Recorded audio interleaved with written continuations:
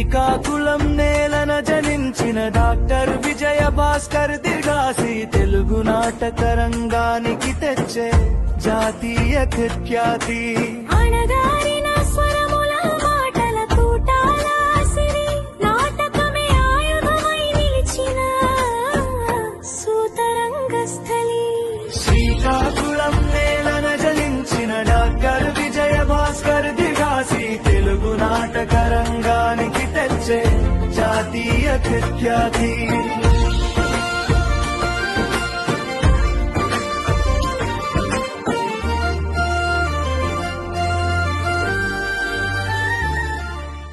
తెలుగు భాషాభిమానులందరికీ సాయం సమయ నమస్సులు.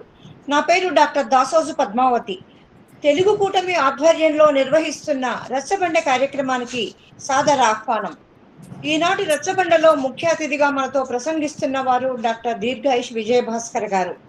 వీరు సింహళంలో తెలుగు అనే అంశం మీద మనతో ముచ్చటిస్తారు. శ్రీ విజయ భాస్కర్ గారు శ్రీకాకుళం జిల్లా అంపోలులో మే 27న 1959లో జన్మించారు. ఎంఏ ఇంగ్లీష్, పిహెచ్డి చేశారు. మొదట లెక్చరర్గా, అధ్యాపకులుగా ఉద్యోగం చేసి ఆంధ్రప్రదేశ్ పబ్లిక్ సర్వీస్ కమిషన్ ద్వారా మున్సిపల్ కమిషనర్ గా బాధ్యతలు నిర్వహించారు. ఆంధ్రప్రదేశ్ స్టేట్ కల్చరల్ డైరెక్టర్ గా బాధ్యతలు నిర్వహించి పదవి విరమణ పొందారు. తెలుగు భాష ఎంత గొప్పదో తెలుగు నాటకం అంత గొప్పది అంటారు వీరు. గతంలో మనం ఏ విలువలకు కట్టుబడి ఉన్నామో ఆ విలువలు ముందు తరానికి అందించే బాధ్యత భాష మీద ఉంది. కాబట్టి ఆ భాషను పరిరక్షించుకోవాలి అన్నది వీరి ప్రధాన ఉద్దేశం. లోతైన అధ్యయనం తర్వాతనే వీరు రచనకు పూనుకుంటారు. సామాజిక మార్పు కోసం నాటకాన్ని, రంగస్థలాన్ని శక్తివంతమైన సాధనంగా మలుచుకున్నారు వీరు. వీరి రచనల్లో వ్యంగ్యం, హాస్యం సమపాళ్లలో పండుతుంది. నాటకం అంటే పంచ ప్రాణాలు వీరికి. వీరి గాంధీ జయంతి నాటకం ఆంగ్లంతో పాటు 7 భాషల్లోకి అనువదింపబడింది.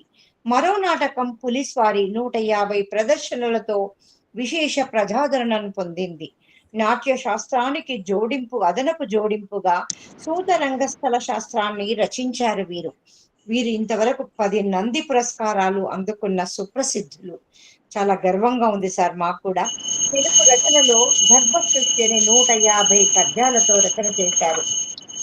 మహాశూన్యం, మున్సిపల్ కథలు, వీర కళింగం, దమ్మలి ఇది నవల. వీరి సామాజిక సేవ ఉదాత్తమైనది.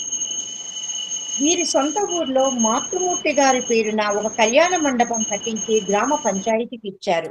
వీరు స్నేహశీలి, సహృదయులు. ఇటీవల మండలి బుద్ధప్రసాద్ గారి ఆధ్వర్యంలో శ్రీలంకలో పర్యటించారు. అక్కడ తెలుగు వారితో మన బృందం సభ్యులు చర్చలు జరిపారు. కొలంబో, అనురాధాపురం, కాండి మొదలైన చోట్ల తెలుగు వారు ఉన్నారంటున్నారు. వారి మాటల్లో అచ్చ తెలుగు ప్రతిధ్వనిస్తుందంటున్నారు విజయ భాస్కర్ గారు. డాక్టర్ దీర్ఘాయుష్ గారు ఈ రోజు మనతో సింహళంలో తెలుగు అనే అంశం మీద ప్రసంగిస్తారు. వారికి ఈ సభ సాదర ఆహ్వానం పలుకుతుంది. స్వాగతం సార్, ధన్యవాదాలు. నమస్కారం అమ్మా. ఒక్క నిమిషం ఆగండి.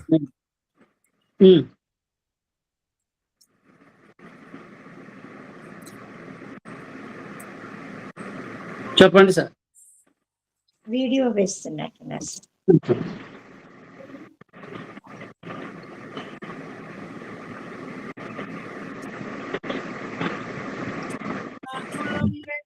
జనించిన డాక్టర్ విజయ భాస్కర్ దిగాసి తెలుగు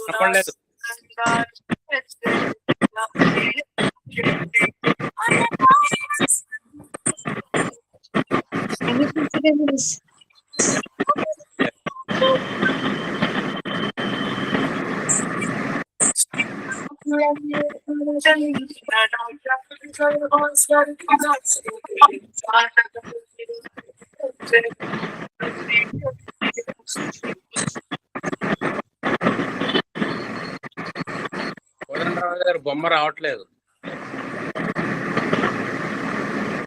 కొంచెం ఉపయోగపడుతున్న సాంకేతిక సమస్య అయిపోయిందండి. ఇక మీ కార్యక్రమం కానివ్వండి. దీర్ఘాష్ గారు నాకు చాలా ఏళ్ల నుంచి తెలుసు. ఆయన గారి వివరాలు చెప్తే మళ్ళీ ఒక అర్ధగంట అవుతుంది. అయ్యా దీర్ఘాష్ గారికి మొదలు పెట్టండి. అందరికీ నమస్కారం. మీ సహృదయపూర్వకమైన అభిమానపూర్వకమైనటువంటి ఆహ్వానానికి, స్వాగతానికి హృదయపూర్వక నమస్కారాలు. పారుపల్లి కోదండరామయ్య గారు, రాంప్రసాద్ గారు, అలాగే ఈ తెర మీద ఉన్నటువంటి పెద్దలు ఇతర దేశాల నుంచి కూడా హాజరైనట్టు తెలుస్తుంది. అందరికీ హృదయపూర్వకమైనటువంటి నమస్కారం. నాకు చాలా సంతోషం కలిగించేటువంటి విషయం ఏమిటంటే, అంటే కోదండరామయ్య గారి ఆ జీవిత లక్ష్యంలో ఉన్నటువంటి ఒక భాగం ఇది.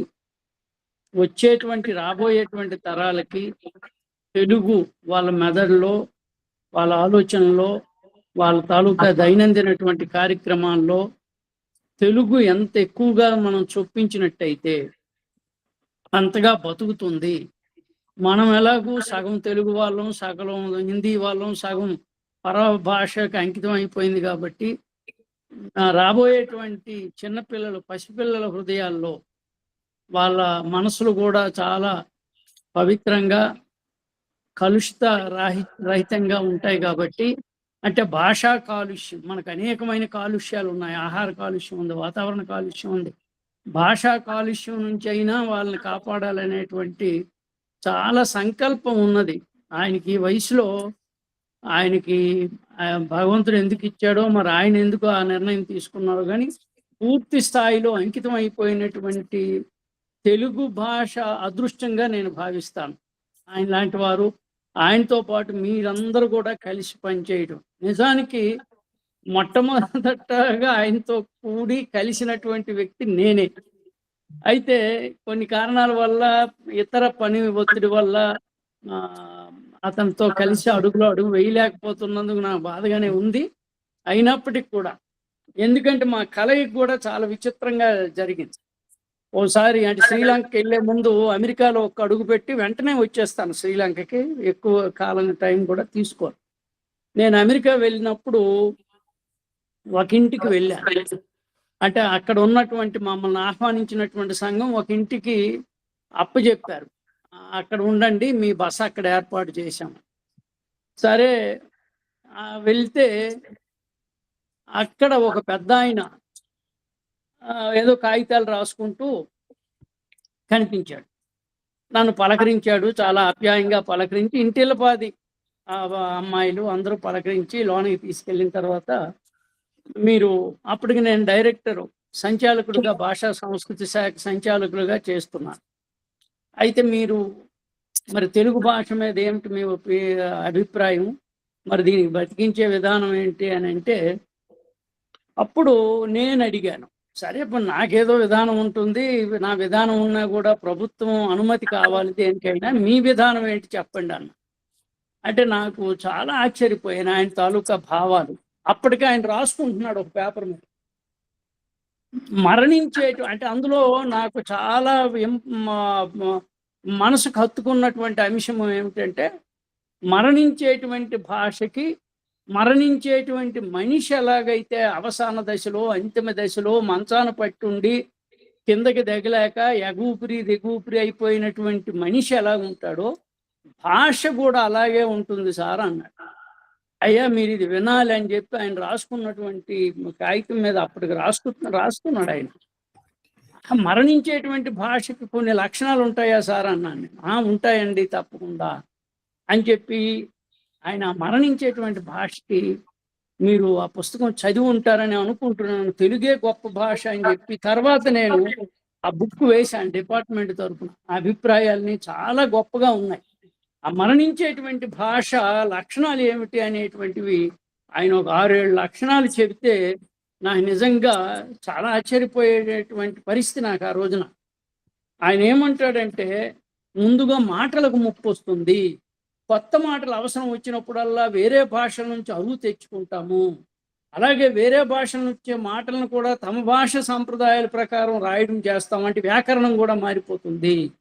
చచ్చిపోయే భాష తాలూకా భాష మీద ఆ భాషీయులకు రోత పుడుతుంది, అసహ్యం వేసేస్తుంది. ఇది గొప్ప మాట. ఇది ఎంత గొప్ప ఆలోచన చూడండి. ఎందుకు ఆ మాట అంటే, మనం తెలుగులో మాట్లాడడానికి మనం అసహ్యపడిపోతాం, తెలుగు మాటలు మాట్లాడడానికి మనకు మనమే కించిపరుచుకుంటాం. ఆ భాషీయులకు ఆ భాష మాట్లాడడానికి ఆత్మయోనితా భావం ఏర్పడుతుంది. సరిగ్గా మనం అదే స్థాయిలో ఉన్నాం, అదే స్థితిలో ఉన్నాం ఈరోజు. అలాగే తిండి, కట్టుబడి, వంట అన్ని రంగాల్లో రోజువారీ మాటల్లో కూడా అమ్మ నుడి తగ్గిపోతుంది. మనం కూర అంతా కర్రీ అయిపోయింది. మనం ఎన్నో ఎన్నో మాటలు మనం మనం మనం ఇప్పుడు మళ్ళీ నేను అవన్నీ చెప్తే ఈ టైం అంతా దానికి అయిపోతుంది. చచ్చిపోయే భాష యొక్క వ్యాకరణ నిర్మాణ శైలి కూడా మారిపోతుంది. ఇంకొకటి ఏంటంటే భావోద్వేగాలు వచ్చినప్పుడు అమ్మ నుడి నుండి బయటికి వెళ్ళిపోతారు. మన బాగా కోపం వచ్చింది అనుకోండి, దొంగ వెధవ, పనికిరాని వాడా అని అనే బదులు useless fellow, rascal, scoundrel, good for nothing fellow, ఇలా వేరే భాషకి షిఫ్ట్ అయిపోతాం. అంటే మన భావోద్వేగం అనేటువంటిది చెప్పడానికి మన భాష అప్పటికే భాషలో ఉన్నటువంటి భావనాత్మకతని ఆత్మను కోల్పోయి ఉంటుంది భాష. అంచేత ఏం చేస్తాం, ఇతర భాషల్లోకి వెళ్ళిపోతాం.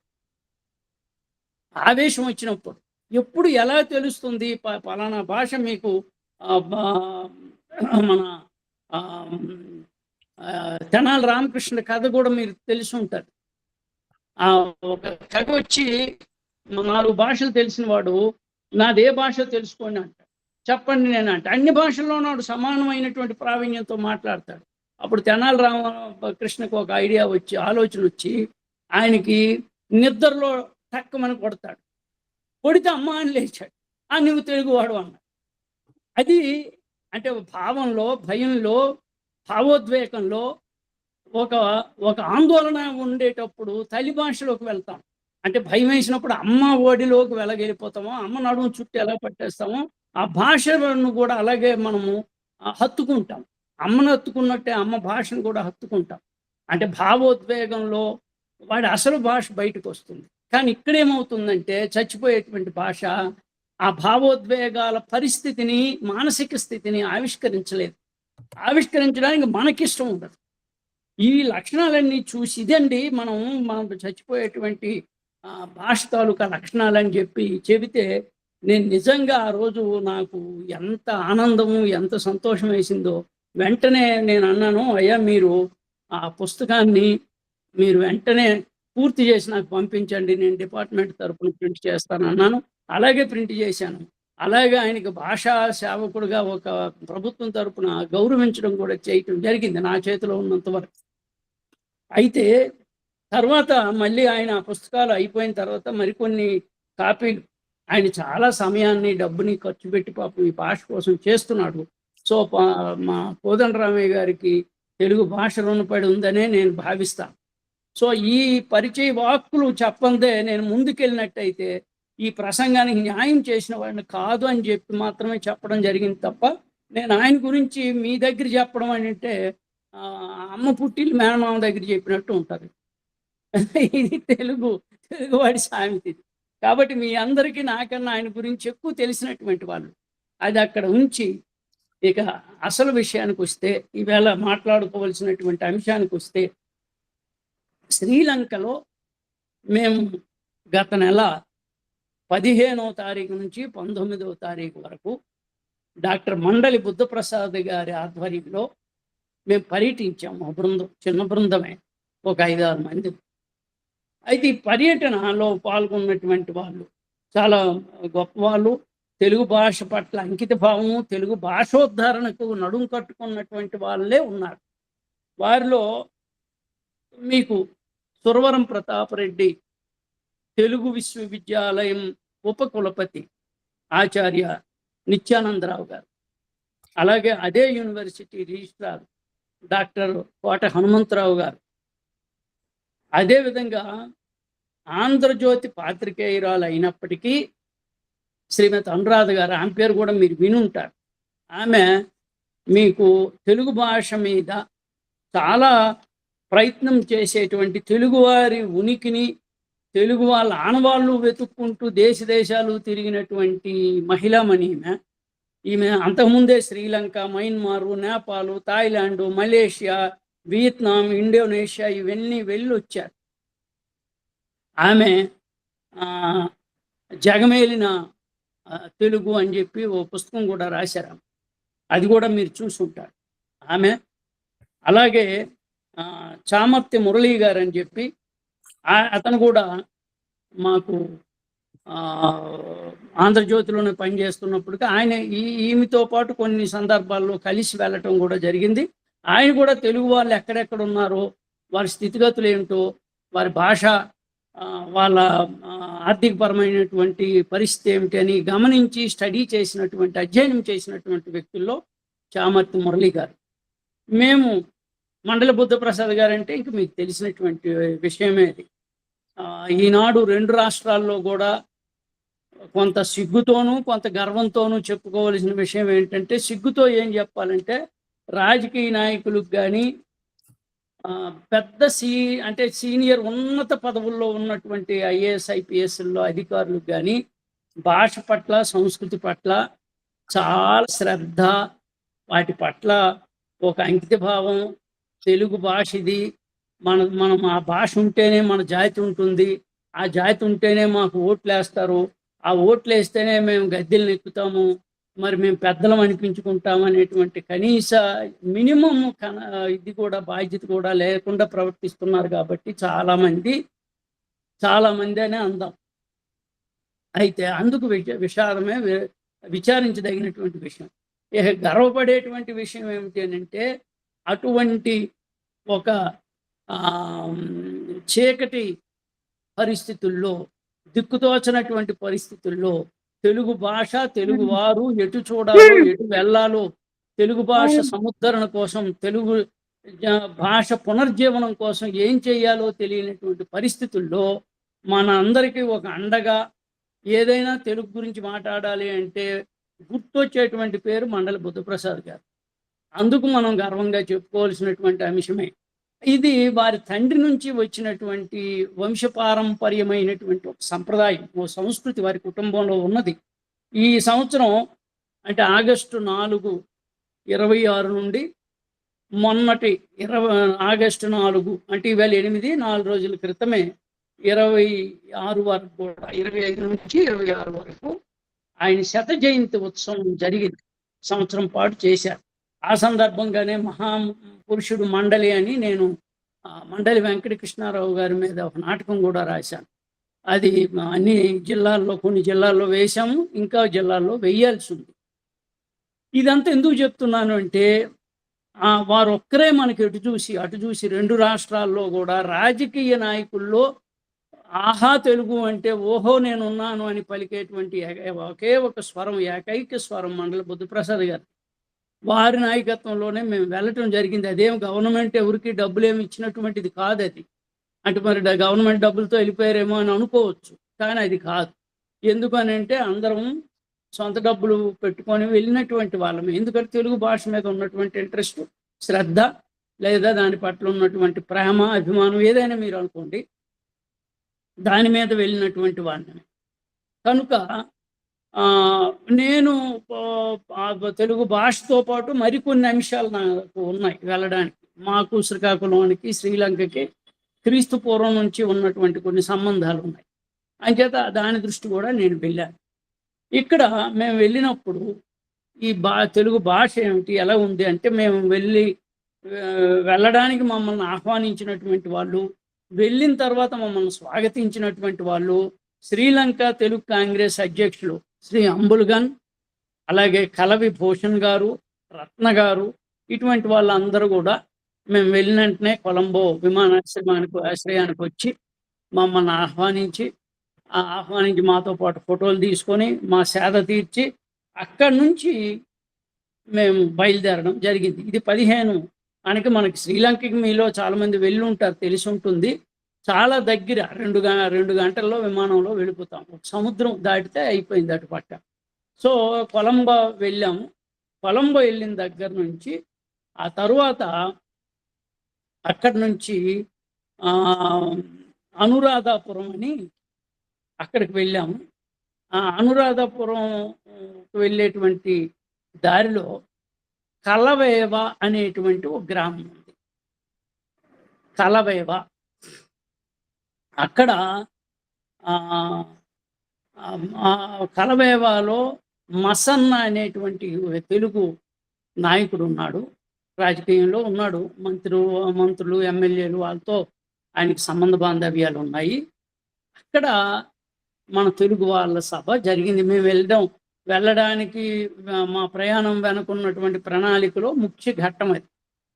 వాళ్ళందరినీ సమావేశపరిచి ఇంచుమించుగా ఒక 100 మంది వరకు ఆ సమావేశంలో స్త్రీ పురుషులు అందరూ పాల్గొన్నారు. పాల్గొన్నప్పుడు మేము ఎక్కువగా అహికుంటికులు అంటారు వాళ్ళని. అహికుంటిక అంటే దానికి ఉత్పత్తి ఎలా వచ్చిందని నేను అనుకున్నానంటే, అహి అంటే పాము, కంటక, అహికంటక అంటే పాములకు కంటకప్రాయం అయినటువంటి వాళ్ళు కాబట్టి ఆ కానిదంతా వాడుక భాషలో కుంటిక అయి ఉంటుంది. అహికుంటికులు అని పిలుస్తారు వాళ్ళని.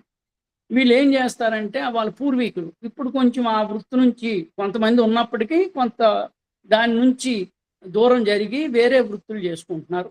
వీళ్ళు పాములు పట్టుకొని పాములను ఆడిస్తారు. ఇది వాళ్ళ అహికుంటిక వాళ్ళ తాలూకా ప్రవృత్తి. ఇక్కడ మాకు సంతోషకరమైనటువంటి విషయము, అలాగే కొంత విచారకరమైనటువంటి విషయం ఏమిటంటే అందరూ భేద స్థితిలో ఉన్నారు. విచారకరమైనటువంటి విషయం, పెద్ద మసన్న ఒక్కడో కొంత పర్వాలేదు, ఒక మంచి ఇల్లు అది ఇది ఉంది. చాలా మట్టుగా వ్యవసాయం లేదా చిన్న పరిశ్రమల్లో చిన్న చిన్న శ్రామికులుగా ఇటువంటి ఆ తోటల్లో పనిచేసుకుంటూ ఎక్కువ శ్రీలంక అంతా కూడా గొప్ప విషయం ఏంటంటే వాళ్ళ తాలూకా పర్యావరణ స్పృహ చాలా గొప్పగా ఉంది. అంటే రోడ్లు వెడల్పు చేయటం కోసం ఇటుపక్క అటుపక్క ఉన్న చెట్లు ఇష్టం వచ్చినట్టు కొట్టేయటం, అడవులు నరికేయటం ఎక్కడా లేదు. మనలాగా కిలోమీటర్ మైదానాలు లేవు. వాళ్ళు కిలోమీటర్లు ఏమున్నాయి అంటే అడవులు ఉన్నాయి. అడవుల్లో ఉన్నటువంటి వన సంపదలు ఉన్నాయి, వన ఉత్పత్తులు ఉన్నాయి, అటవీ సంపద ఉంది, దట్టమైనటువంటి అరణ్యాలు ఉన్నాయి. అందుకు చాలా సంతోషం వేసింది. అంటే ప్రకృతిని అలా పరిరక్షించుకుంటూ వెళ్ళారు. అటువంటి తోటల్లో మన తెలుగు వాళ్ళందరూ కొంత శ్రామికులుగా, కార్మికులుగా, కర్షకులుగా పనిచేసుకుంటున్నారు. ఆ కార్మికులు అంటే ఆ పక్క చిన్న చిన్న యూనిట్స్ అవి ఉంటే అందులో పనిచేసుకుంటున్నారు. ఇటుకలు తయారు చేయడం లాంటి పనులు అవన్నీ. ఒక 100 మంది వరకు వచ్చారు. అందరూ మహిళలు కూడా ప్యాంట్లు అవి వేసుకొని ఉన్నారు. ఎక్కువగా అంతకుముందు ఎక్కువ బుద్ధిజం ఉండేది, బౌద్ధ మత అవలంబికులు వాళ్ళు. ఆ తర్వాత ఇప్పుడు బుద్ధులతో పాటు క్రిస్టియన్స్ కూడా వచ్చారు, చర్చిలు కూడా ఉన్నాయి. అయితే 3 తరాల వాళ్ళని మేము అక్కడ గమనించాం. బాగా ముసలైపోయినటువంటి వాళ్ళు, మధ్య వయస్కులు, యువత, ఈ 3 రకాలైనటువంటి వాళ్ళు ఉన్నారు. ఉన్నప్పుడు వాళ్ళందరిలో కనిపించినటువంటి ఒక ఆవేదన ఏమిటంటే, అంటే వాళ్ళు సింహళం మాట్లాడతారు. సింహళ భాష వాళ్ళకి ధారాళంగా వచ్చు, ఎందుకంటే అక్కడే పుట్టారు, అక్కడే పెరిగి ఎన్నో 100 సంవత్సరాల క్రితం. ఇది నాకు తెలిస్తే కళింగ యుద్ధం క్రీస్తు పూర్వం 206లో మాకు కళింగ యుద్ధం జరిగింది. ఎక్కడ ఒరిస్సా మహానది ఉంటుంది. ఆ మహానది పక్కన అశోకుడు చేసినటువంటి కళింగ యుద్ధం. ఆనాటి నుంచి కూడా వలసలు జరుగుతూనే ఉన్నాయి. అంత ముందు కూడా వలసలు ఉన్నాయి. ఎందుకంటే మనకి నౌకాయానంలో, నౌకా వాణిజ్యంలో కళింగ ఆంధ్రులు కానీ కళింగులు కానీ గొప్ప వీరులు. ఆ రోజుల్లో ప్రపంచ స్థాయి నౌకా నిర్మాణ శాస్త్రం తెలిసినటువంటి వాళ్ళు ఇటు ఆంధ్రులు కానీ కళింగులు కానీ. కాబట్టి ఒకవేళ అంతకుముందు వెళ్ళి ఉన్నట్టయితే మీకు వలసవాదులుగానో నిరాశ్రయులుగానో అలా వెళ్ళి ఉంటారు. ఏదో వ్యాపార వ్యవహారాల కోసం వెళ్ళి ఉంటారు. గౌరవప్రదమైనటువంటి రాకపోకలు ఉండి ఆ తర్వాత వచ్చినప్పుడు నేను అనుకోవడం అంటే ఆ రోజుల్లో మనకి హిస్టరీ ఏం చెప్తుందంటే కళింగ యుద్ధంలోనే 1,00,000 మంది అశోకుడు సైన్యాన్ని చంపేశారు, మరణించారు. 1,00,000 మంది పరారైపోయారు. అంటే ఇక్కడ దొరికితే చంపేస్తారనే ఉద్దేశం మీద సముద్రం పక్కనే ఉంది కాబట్టి సముద్రం మీద ఏ తెప్ప దొరికితే ఆ తెప్ప, ఏ ఓడ దొరికితే ఆ ఓడ, ఏ నావ దొరికితే ఆ నావ అలా వెళ్ళిపోయాయి విదేశాలు. కాబట్టి మీకు ఆ వలసలు అలాగా కంటిన్యూ అయ్యి ఉంటాయి. అనేక సందర్భాల్లో వాళ్ళ వారసులు, వాళ్ళ మునిమనములు అలాగే ఇప్పుడు మనకు ఉన్నారు. వాళ్ళందరిలోనూ ఉన్నటువంటి ఒక గొప్ప కాంక్ష ఏమిటి అంటే, మాకు మా పూర్వీకుల నుంచి ఈ తెలుగు భాషని మేము అందిపుచ్చుకున్నాం కుటుంబాల్లో. మాకు ఆనాడు ఉన్నటువంటి మా జీవిత పరిధి చాలా తక్కువ ఉంది కాబట్టి మాకు తెలుగు నిలుపుకోగలిగాం. ఇప్పుడు మా పిల్లల్ని మేము స్కూల్‌కి వాటికి పంపిస్తున్నారు. ఇప్పుడు ఆళ్ళెవరికీ చదువు పెద్దగా ఉన్నట్టు కనిపించడం లేదు. పిల్లలు చదువుకోవడానికి బయటికెళ్తే, ఎందుకంటే మన దగ్గర అదే జరుగుతుంది కదా! ఇప్పుడు మనం అన్నీ బాగుండి, అంతా బాగుండి, ఆస్తులుండి, పాస్తులుండి, మనకు భూములుండి, పుట్టలుండి, పరిశ్రమలుండి, మన పిల్లలకి చదువు కోసం బయటికెళ్ళినప్పుడే, అక్కడ నివాసాలు ఏర్పరచుకున్నప్పుడే తెలుగుకి వస్తున్నటువంటి ప్రమాదం. అంటే అలాగని చదువు వద్దని కాదు నా ఉద్దేశం, చదువుకోకూడదని కాదు నా ఉద్దేశం. అయితే ఇవి ఒక పక్కనే ఆధునిక విజ్ఞానాన్ని చదువుకుంటూ, తెలుసుకుంటూ, ఇతర భాషలు నేర్చుకుంటూ, మన భాషను ఎలా రక్షించుకోవాలనేటువంటిది ఇక్కడ ప్రశ్న. కాబట్టి వాళ్ళేమంటున్నారు అంటే, మేము అలా రాసుకోవడం మా జీవితానికి అవసరం, మా పరిధి చాలా చిన్నది. మా వ్యాపకం చాలా చిన్నది. మా కుటుంబం లేదా మా గ్రామం వరకే ఉన్నాం. కాబట్టి మేము మా ఇళ్లలో, మా తోటి వారితో, మన పక్క వారితో తెలుగు మాట్లాడేటువంటి సందర్భం, అవకాశం మాకుంది. ఆ విధంగా మేము తెలుగుని రక్షించుకున్నాం. కానీ మా పిల్లలు ఇప్పుడు మా ఇల్లు దాటుతున్నారు, మా ఊరు దాటుతున్నారు, మా జిల్లా కూడా దాటుతున్నారు కొన్ని సందర్భాలు. అటువంటప్పుడు ఇతర భాషలకు లొంగిపోయి తెలుగును పూర్తిగా వచ్చిన అరకొర తెలుగునైనా మర్చిపోయేటువంటి ప్రమాదం మాకుంది. కాబట్టి మాకు తెలుగు నేర్పించండి, ఎవరైనా రండి, మాతృదేశం వైపు మేము చూస్తున్నాం, మాతృభాష వైపు మేము చూస్తున్నాం. అమ్మ ఆ ఆ ఆ ఈ అనేటువంటి మాట మా చెవులారా మా వినాలని ఉంది, మనసారా మా గుండెలకు హత్తుకోవాలని ఉంది, మేము ఆ మాటలు వినాలని ఉంది అని వాళ్ళు చాలా ఆర్తితో మా బృందానికి తెలియచేయటం జరిగింది. అయితే ఇమ్మీడియట్గా వెంటనే బుద్ధప్రసాద్ గారు తప్పనిసరిగా నేను ఆంధ్రప్రదేశ్ అసెంబ్లీలో దీని గురించి చర్చిస్తాను అని ఆయన హామీ ఇవ్వటం జరిగింది. అలాగే తెలుగు యూనివర్సిటీ సురవరం ప్రతాప్ రెడ్డి తెలుగు యూనివర్సిటీ వాళ్ళు విశ్వవిద్యాలయం ఇద్దరు అధినేతలు అక్కడే ఉన్నారు. రిజిస్ట్రార్ అక్కడే ఉన్నారు, వైస్ ఛాన్సలర్ కులపతి అక్కడే ఉన్నారు, ఉపకులపతి అక్కడే ఉన్నాడు, రిజిస్ట్రార్ అక్కడే ఉన్నారు. కాబట్టి వాళ్ళిద్దరూ మాట ఇచ్చారు, మేము దీనికి సంబంధించినటువంటి ఒక ప్రణాళిక తయారు చేసి ఆ ప్రణాళిక ప్రకారం మేము తప్పకుండా మీకు గురువుల్ని, ఇక్కడ తెలుగు గురువుల్ని, ఉపాధ్యాయుల్ని పంపిస్తాము. మీరు ఎన్నాళ్ళు నేర్చుకుంటారో మీరు ఒక ప్రణాళిక తయారు చేసుకోండి. ఎంతమంది సంసిద్ధులై ఈ తరగతులకు మీరు హాజరవుతారు, ఈ తెలుగు నేర్చుకోవడానికి ఉత్సాహంగా ఉన్నారు. ముఖ్యంగా మీరు అన్నట్టు మీరు పెద్దవాళ్ళు కూడా నేర్చుకోండి, కొత్త పదాలు తప్పేం లేదు. కాకపోతే యువత ఎంతమంది నేర్చుకుంటారు, ఎందుకంటే అక్కడి నుంచి ముగ్గురు వస్తే మీరు ఇక్కడ ఇద్దరే నేర్చుకున్నారు అనుకోండి, అది బాగా కనబడదు. కాబట్టి మీరు సరైనటువంటి సంఖ్య మీ దగ్గర కూడా తగినంత సంఖ్య ఉండేటట్టు చూసుకోండి అని చెప్పడం జరిగింది. అయితే మేము ఇంక మాటల్లో దించాం. ఆంధ్రజ్యోతి మురళి గారు అని చెప్పాను కదా, చామర్తి మురళి గారు, ఆయన పాపం అన్ని హావభావాలన్నీ కెమెరాల్లో బంధించడం జరిగింది. ఆయన కెమెరాలో ఓ పక్క మేము మాట్లాడుతున్నాం, ఆయనేమో కెమెరా వర్క్ చేస్తున్నారు. అలాగే అనురాధ గారికి వాళ్ళతో చాలా పూర్వ పరిచయం ఉంది. ఈమెను చూసి వాళ్ళ ఇంట్లో అమ్మాయి లాగే అందరు వాళ్ళందరినీ పేరును పెట్టి పిలవడం, వాళ్ళందరూ కూడా అమ్మ చాన్నాళ్ళకు వచ్చినావు మళ్ళీ అని చెప్పి వాళ్ళు ఈవిడ్ని ఆలింగనం చేసుకోవడం, ఇటువంటి ఆత్మీయమైనటువంటి సందర్భం, సన్నివేశం అక్కడ ఏర్పడింది. కాబట్టి ఇక్కడ ఏమవుతుందంటే ఆ మాటల్లో మాట్లాడినేటప్పుడు సరే వీళ్ళకి ఏ తెలుగు తెలుసు, ఎంతవరకు తెలుగు మాట్లాడుతున్నారు అనేది చూసి వాళ్ళ దగ్గర మాటల గురించి మేము ప్రస్తావిస్తే చాలా ఆశ్చర్యకరమైనటువంటి విషయం ఏమిటంటే, మీరు తినేదాన్ని ఏమంటారు అన్నాం. అంటే చెప్పగలరా ఎవరైనా వాళ్ళు ఏ మాట అన్నారు?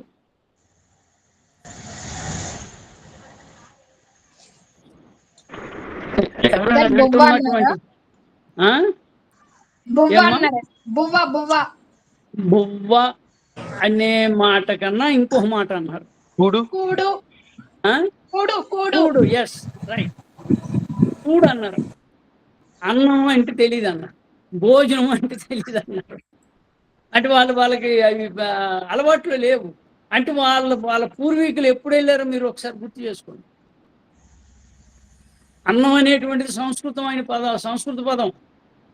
అలాగే ఆహారం అనేటువంటిది సంస్కృత పదం. భోజనం అనేటువంటిది సంస్కృత పదం. మళ్ళా నాకు మా పారుపల్లి వారు గుర్తొస్తున్నారు. ఇందులో ఆయన అదే ప్రస్తావించారు. వాజ్పేయి గారు వచ్చి తెలుగులో మీరు భోజనానికి ఏమంటారంటే వాళ్ళు అడిగి మనోళ్ళు చెప్పారట, ఆహారం, భోజనము, అన్నం అంటే ఏవి కాదు, అవన్నీ సాంస్క్రిట్ పదాలు, సంస్కృత పదాలు. ఇంకేదో ఆయన కూడని తెలియదు కదా, ఇంకేదైనా ఉంటుంది చూడండి అని వెళ్ళిపోయాడు ఆయన. ఇక్కడ వస్తే వాళ్ళు కూడు అన్నారు. అంటే వాళ్ళు ఎన్ని తరాలకు ముందు, అన్నయ్యకి ముందు వెళ్ళిపోయిన అన్నయ్యల వాళ్ళు, అన్నయ్య గారి కన్నా ముందు వెళ్ళిపోయిన మన అన్నయ్యలు ఉన్నారా అక్కడ. ఆ కూడు అనేటువంటి మాట వాళ్ళు చెప్పారు. అలాగే కొన్ని మాటలు మనం నిత్యం వాడేటువంటి మాటలు, పెళ్ళి అనే మాట ఉంది, వాళ్ళు తాళి అనే మాట ఉంది. సరే, మీ తోడపుట్టి మీ అన్నయ్య, మీరు ఒక తల్లికి ఇద్దరు ఉంటే ఏమంటారన్న అంటే గొప్ప మాట చెప్పారు, తోబుట్టు అన్నారు. మీరు చూసారా ఎంత అచ్చమైన తెలుగు ఉందో వాళ్ళ దగ్గర. మనం బ్రదర్స్, కజిన్స్, లేకపోతే ఈ మధ్యన అయితే ఆ బ్రదర్ కూడా పోయి బ్రో వచ్చింది, దాన్ని ఇంకా చిన్నది చేసాం. ఇలాంటి పరిస్థితిలో అంటే మనం ఇప్పుడు వెళ్తే వాళ్ళకి మళ్ళీ మనం పాత అంటే అచ్చ తెలుగు, జాను తెలుగు నేర్పుతామా, లేకపోతే ఇప్పుడున్న తెలుగు నేర్పుతామా, ఏదో తెలుగు నేర్పించాలి. వాళ్ళు ఆధునికమైనటువంటి సమాజంలో ఏ తెలుగు అవసరమైతే ఆ తెలుగు నేర్చుకోవడమే. దీనికి మళ్ళీ మనం ఇది సంస్కృతమైనో లేకపోతే ఇది ఏదైతే తెలుగుగా భావించబడుతుందో, ఏ పదాలైతే తెలుగు పదాలని మనం అనుకుంటున్నామో అవి నేర్పించడం జరుగుతుంది. అచ్చ తెలుగు వాళ్ళ దగ్గర ఉంటే మనం గ్రంథస్థం కూడా చేయొచ్చు, ఓ డిక్షనరీ తయారు చేయొచ్చు. ఒక వారం 10 రోజులు ఎవరైనా వాళ్ళతో గడిపితే, వాళ్ళ మధ్యన ఉంటే మనం తప్పకుండా డిక్షనరీ డిస్టర్బెన్స్ వస్తుందండి.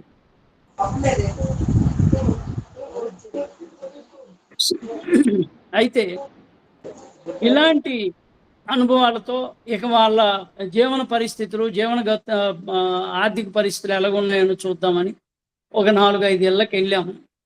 చిన్నగా ఉన్నటువంటి ఇల్లు. అయితే వాళ్ళకి మధ్యన మనకి ఈ అహికుంటికులు లేకపోతే పాములు పట్టినటువంటి వాళ్ళు అలాగా అనుకోవడం కాకుండా, వాళ్ళకి ఇటీవల కాలంలో వాళ్ళని ఒక గుర్తింపు, ప్రభుత్వం తరపున ఒక గుర్తింపు కూడా ఇవ్వటం జరిగింది.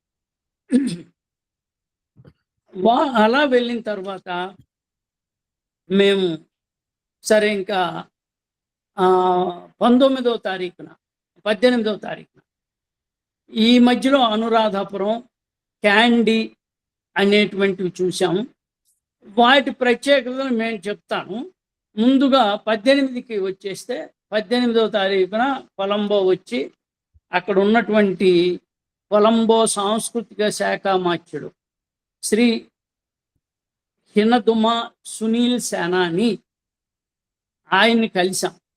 ఆయన కలిసి ఈ విషయం అంతా వారితో ముచ్చటించాం. బృందం ఆయనతో కూర్చొని చాలాసేపు, 1 గంట సేపు మాతో గడిపాడు పాపం. ఆ ఫోటోలు కూడా నేను మీకు పెట్టాను. నాకు ఇప్పుడు చేసిన వీడియోలో కూడా ఒక ఫోటో వచ్చింది అనుకుంటారు.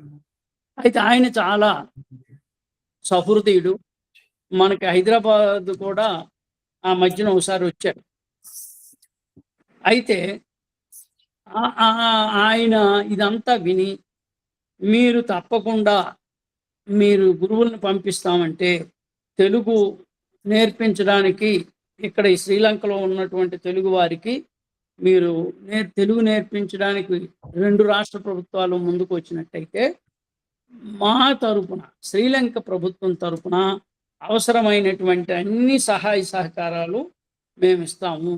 తప్పకుండా మా ప్రభుత్వం తరపున ఏం చెయ్యాలో అవన్నీ కూడా మేము చేస్తాము అని చెప్పి ఆయన మాకు హామీ ఇవ్వటం జరిగింది. దాని తర్వాత ఆయన దగ్గర సెలవు తీసుకొని ఆ మర్నాడు 19వ తారీఖున మళ్ళీ వచ్చేసాం. ఇది మన తెలుగు వారికి సంబంధించినటువంటి వ్యవహారం. అంటే అహికుంటికులకు లేదా తెలుగు భాష విషయ ప్రస్తావన వస్తే జరిగినటువంటి సంఘటన. ఇక తెలుగు వారితో అక్కడ రాజ్యం స్థాపించడం, అక్కడ పరిపాలనా నిర్వహణ, ఇదంతా కూడా చాలా పురాతనమైనటువంటి క్రీస్తు పూర్వం ఏర్పడినటువంటి సంబంధ బాంధవ్యాలు మనకి శ్రీలంకకి ఉంది. ముఖ్యంగా ఆ శ్రీలంక అనేటువంటిది ఒకప్పుడు మనం ఇప్పుడు శ్రీలంక అంటున్నాం, సింహలం అనే మాట అనేవాళ్ళు. మీకు గుర్తుందో లేదో నాకు తెలియదు, ఎవరికైనా గుర్తుందా? సింహలం, శ్రీలంకని సింహలం అనేవారు, సిలోన్ అని సింహలం అని అనేవాళ్ళు. గుర్తుందా ఎవరికైనా? ఉంది. అయితే నాకు కొంచెం గుర్తుంది సార్. ఉంది కదా. సిలోన్ అని కూడా కొన్నాళ్ళు అక్కడ radio station, Ceylon station. Ceylon radio station మనకు అప్పట్లో రేడియో ప్రధాన పాత్ర వహించేటువంటి సమయంలో మీనాక్షి కొనదరయ్య అని చెప్పి ఒక కార్యక్రమం ఆమె నిర్వహించేది. ఆమె ఉందేమో అని చెప్పి ఆమె ఇంటికి వెళ్దామని ప్రయత్నం చేసాము, కానీ వాళ్ళు ఎవరు దొరకలే. ఆమె వాళ్ళ వారసులు వాళ్ళ వంశం వాళ్ళు ఉంటారేమో అనుకున్నాం. అయితే దొరకలేదు, ఇంకొచ్చేసాం అనుకోండి. ఇప్పుడు రాజకీయ పరమైనటువంటి అనుబంధం మనకి శ్రీలంక వాళ్ళకి చాలా ఉంది. ఎలా ఉంది అంటే, అక్కడ సింహలము అనేటువంటి రాజ్యాన్ని మొట్టమొదట క్రీస్తు పూర్వం స్థాపించినటువంటి వాడు విజయబాహుడు. ఈ విజయబాహుడు ఎవరు అంటే, ఇది సింహల గ్రంథాల్లో ఉన్న మాట నేను చెప్తున్నది. సింహల గ్రంథాల్లో చెప్పిన వాళ్ళ చరిత్రను చెప్పినడానికి మూడు మహాగ్రంథాలు ఉన్నాయి. మహావంశం, దళద వంశం, ధాతు వంశం. ఈ 3 గ్రంథాల్లో వాళ్ళు చెప్పినప్పుడు చిన్న చిన్న పేర్లు తేడా అది ఉండొచ్చు అనుకోండి. ఏకగ్రీవంగా చెప్పినటువంటిది ఏమిటంటే, అప్పుడు మీకు శ్రీలంక, సిలోను ఈ పేర్లేవి రాకముందు సింహలం అనేటువంటి పేరు ఉండేది. ఈ సింహలం అనేటువంటి పేరు ఎక్కడి నుంచి వచ్చింది అని అంటే, మీకు అంటే లంక అనేటువంటిది, ఇప్పుడు క్వశ్చన్ ఎవరు వేశారు, శ్రీలంక లంక అనేటువంటిది రామాయణ కాలం నుంచి ఉంది, అది వేరు. ఒకవేళ లంకని మళ్ళీ మనకి అంటే మనకి రికార్డెడ్ హిస్టరీకి దొరికినటువంటి కథ కాదు కదా రాముడిది. అలాగని రాముడు అబద్ధం అని చెప్పడం నా ఉద్దేశం కాదు, రావణుడు అబద్ధం అని చెప్పడం నా ఉద్దేశం కాదు. కానీ మనకి రికార్డెడ్ హిస్టరీ మనం చెప్పుకోవాల్సి వస్తే మనం దాన్ని మైథాలజీగా అంటాము, ఇది హిస్టరీగా రికార్డెడ్ హిస్టరీ అంటాం, ఆ తర్వాత జరిగినటువంటిది. సరే, అందువల్ల మీకేం జరుగుతుంది, ఆ సింహలం అనేటువంటి పేరు పెట్టినటువంటి వాడు ఈ విజయబాహుడు. ఆయన ఈ సింహలాన్ని ఎందుకు పేరు పెట్టాడు? ఇంకో పేరు ఏదైనా పెట్టవచ్చు కదా అంటే, ఆ సింహల అనేటువంటి పేరు వాళ్ళ అమ్మ పేరు, వాళ్ళ తల్లి పేరు. ఆయన తండ్రి పేరు ఏమిటంటే సింహబాహుడు. ఈ సింహబాహుడు అనేటువంటి రాజు శ్రీకాకుళంలో, మీరు శ్రీకాకుళం ఐడియా మీకు ఎవరైనా వెళ్ళినట్టు చూసినట్టుంటే, ఎన్హెచ్ మీద సింగుపురం అనేటువంటి ఒక విలేజ్ ఉంది. అంటే మా సొంత ఊరికి పక్క ఊరే అది. మా ఊరు అంపోలు, మా ఊరి పేరు అంపోలు. ఆ పక్కనే సింగుపురం అనేటువంటిది ఉంది. ఈ సింగుపురం నుంచి ఈ సింగుపురాన్ని నిర్మించినటువంటి వాడు సింహబాహుడు. ఈ సింహబాహుడు కొడుకు విజయబాహుడు. ఈ విజయబాహుడే అక్కడ వెళ్ళి మీకు సింహల రాజ్యాన్ని స్థాపించినటువంటి మొట్టమొదటి రాజు. ఎందుకు వీడు అక్కడికి వెళ్ళాడు? ఈ విజయబాహుడికి ఇక్కడ ఎంత ఇండియా ఉంటుండగా అక్కడికి ఎందుకు వెళ్ళాడు అంటే, సింహబాహుడు తన యవ్వనంలో నానా అరాచకాలు చేస్తుండేవాడు, అంటే రౌడీయిజం చేస్తుండేవాడు. అన్ని దురలవాట్లు ఉన్నాయి. ప్రజలు విసిగిపోయారు వాటితో. రాజు ఇంకా విసిగిపోయాడు. ఆయన జైనుడు, ఆయన వాళ్ళు జైన మతస్థులు అప్పట్లో. అయితే తర్వాత బౌద్ధం వచ్చింది అనుకోండి. ఇతను తన తాలూకా రాచరిక నిర్వహణలో కానీ, రాజ్య పరిపాలనలో కానీ, మత ధర్మ నిర్వహణలో కానీ తనకు కుడి భుజంలాగో ఎడం భుజంలాగో ఉంటాడని ఆశించినటువంటి కొడుకు ఒక వ్యర్థుడై ఎటువంటి నిరుపయోగం అయినటువంటి సంతానంగా మారిపోయినటువంటి సందర్భంలో, అన్ని రకాలైనటువంటి అరాచకాలు చేస్తున్నటువంటి సందర్భంలో ఆయన కోపం వచ్చి అతన్ని తన స్నేహితుల్ని కలిపి దేశ బహిష్కరణ చేసి ఒక వాడెక్కించి, మీరు ఈ వాడ ఎంత ఎటు వెళ్తుందో దాని గమ్యము దిశ దశ ఏమి లేకుండా మీరు ఎటు పోతే అటు కొండ్రా నాయన అని చెప్పి సముద్రంలో కళింగపట్నం దగ్గర సముద్రం ఉంది. కళింగపట్నం అంటే అప్పట్లో పెద్ద వాడరేవు క్రీస్తు పూర్వం. ఆ వాడరేవులో ఆ వాడెక్కించి వాడు వదిలేస్తారు అక్కడ వాళ్ళని.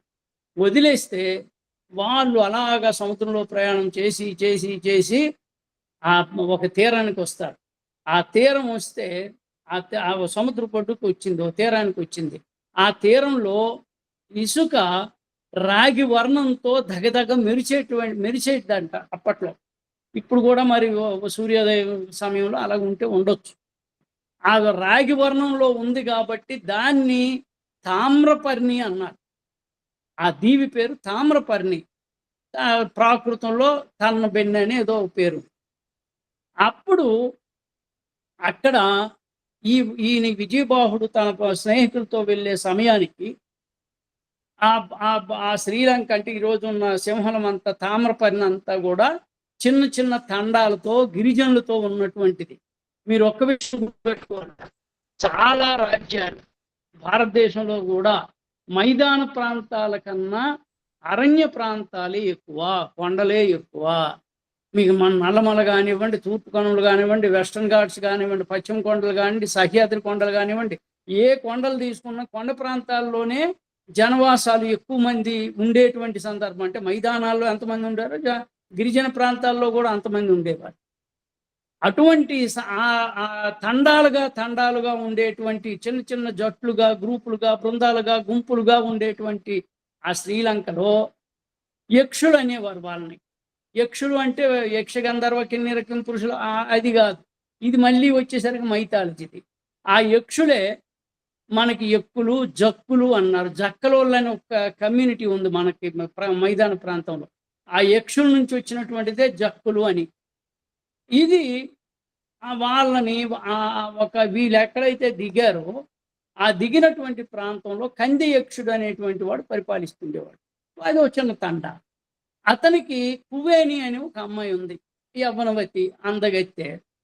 అయితే ఆమె ఏం చేస్తుందంటే ఈ విజయబాహుని ప్రేమిస్తుంది. ఆ ఘట్టాలు అవన్నీ నేను రాసినటువంటి నవల్లో వర్ణించాను.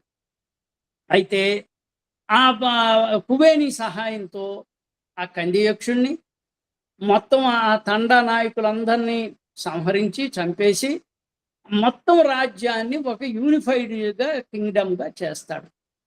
అంటే మనకి భారతదేశం స్వతంత్రం వచ్చిన తర్వాత సర్దార్ వల్లభాయ్ పటేల్ అప్పుడుకున్నటువంటి 516, 540 తాలూకా అనేకమైనటువంటి స్టేట్స్ని ఎలాగైతే యూనిఫికేషన్ చేశాడో, ఐకమత్యం చేశాడో, సమీకృతం చేశాడో, ఆ విధంగా అక్కడ ఉన్నటువంటి ఆ తామ్రపర్ణిలో ఉన్నటువంటి ఆ చిన్న చిన్న తండాలన్నీ కూడా ఏకీకృతం చేశాడు, సమీకృతం చేసి ఏకైక రాజ్యంగా పెట్టి ఆ రాజ్యానికి సింహల రాజ్యం అని పేరు పెట్టాడు.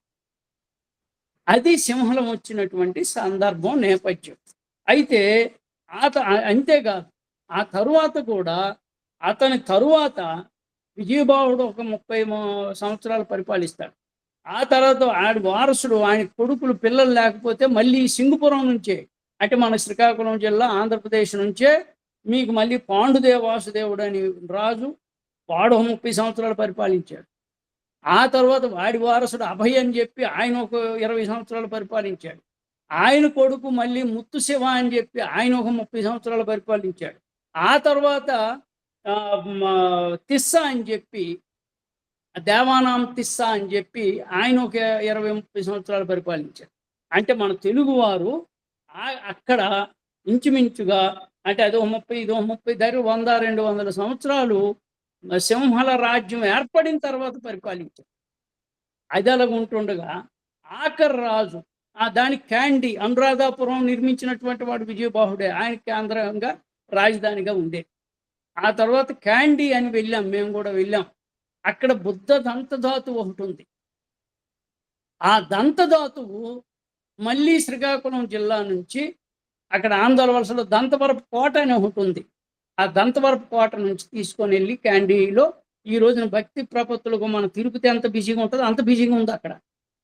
చాలా డిసిప్లైన్డ్గా క్రమశిక్షణతో ఎక్కడ శబ్దం అనేటువంటిది లేకుండా అందరూ తెల్లని రాజహంసల్లాగా తెల్లని దుస్తులు వేసుకొని ఆ చుట్టూ ఉన్న సరోవరాల్లో వికసించి పూసినటువంటి వికసించి ఆ పూసినటువంటి ఆ కలువు పువ్వుల్ని చేతిలో పట్టుకొని బుద్ధ భగవానుడికి సమర్పించేటువంటి సుందరమైనటువంటి నయనానందకరమైనటువంటి దృశ్యాన్ని మేము చూడడం జరిగింది. ఇది ప్రతిరోజు వాళ్ళు చేసేటువంటి పని.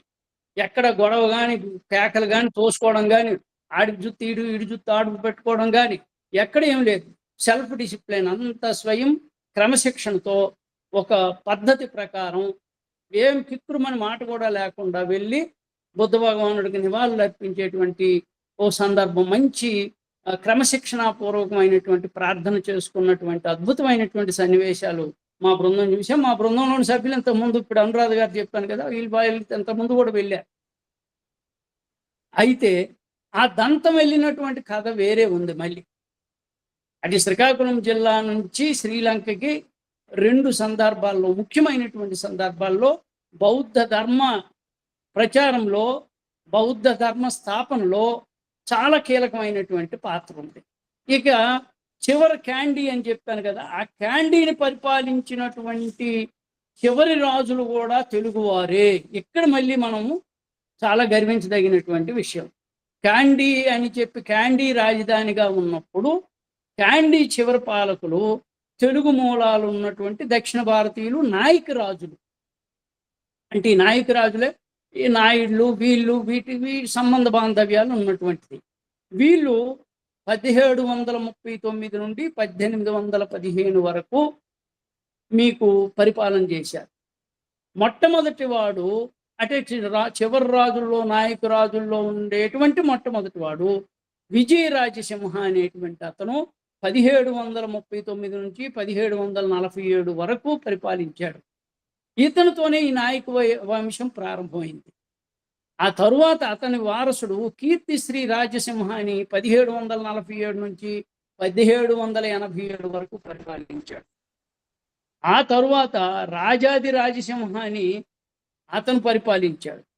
ఆ తరువాత విక్రమరాజసింహ అని చెప్పి చివరి రాజు 1798 నుంచి 1815 వరకు చివరి రాజు.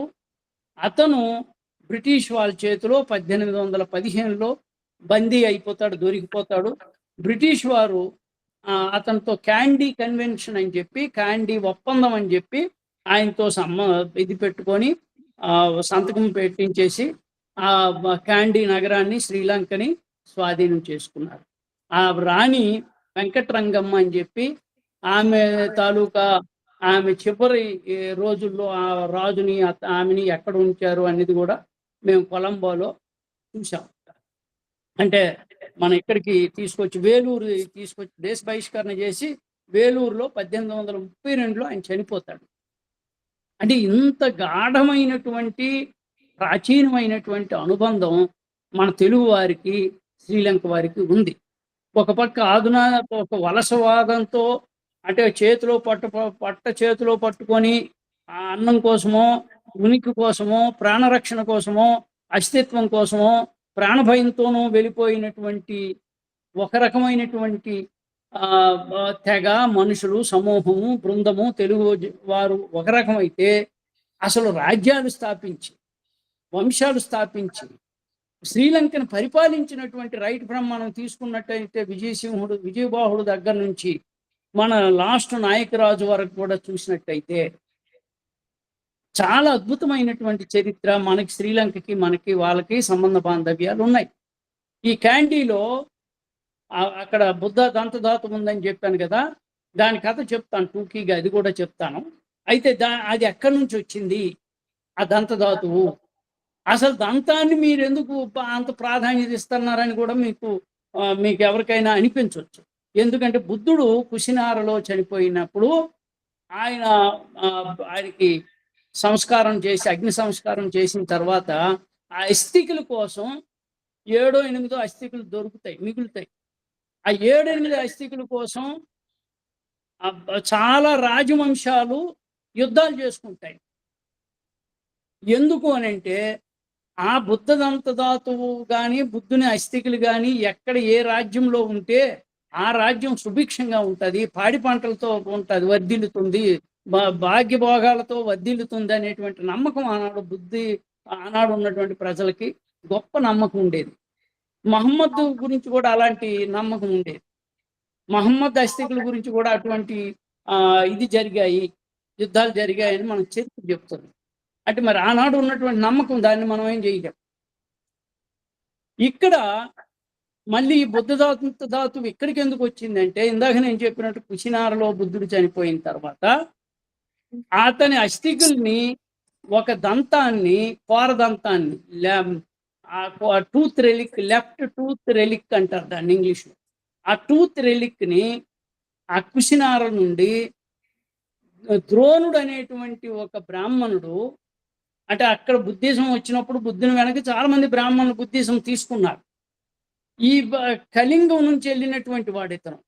కళింగం అంటే మీకు ఐడియా ఎంతమందికి ఉందో ఒకసారి చెప్తాను లేని వారి కోసం. కళింగం అంటే ఒరిస్సా నుంచి, ఒకప్పుడు మీకు గంగ నుంచి గోదావరి వరకు ఉండేది, రాజమండ్రి వరకు ఉండేది కళింగం.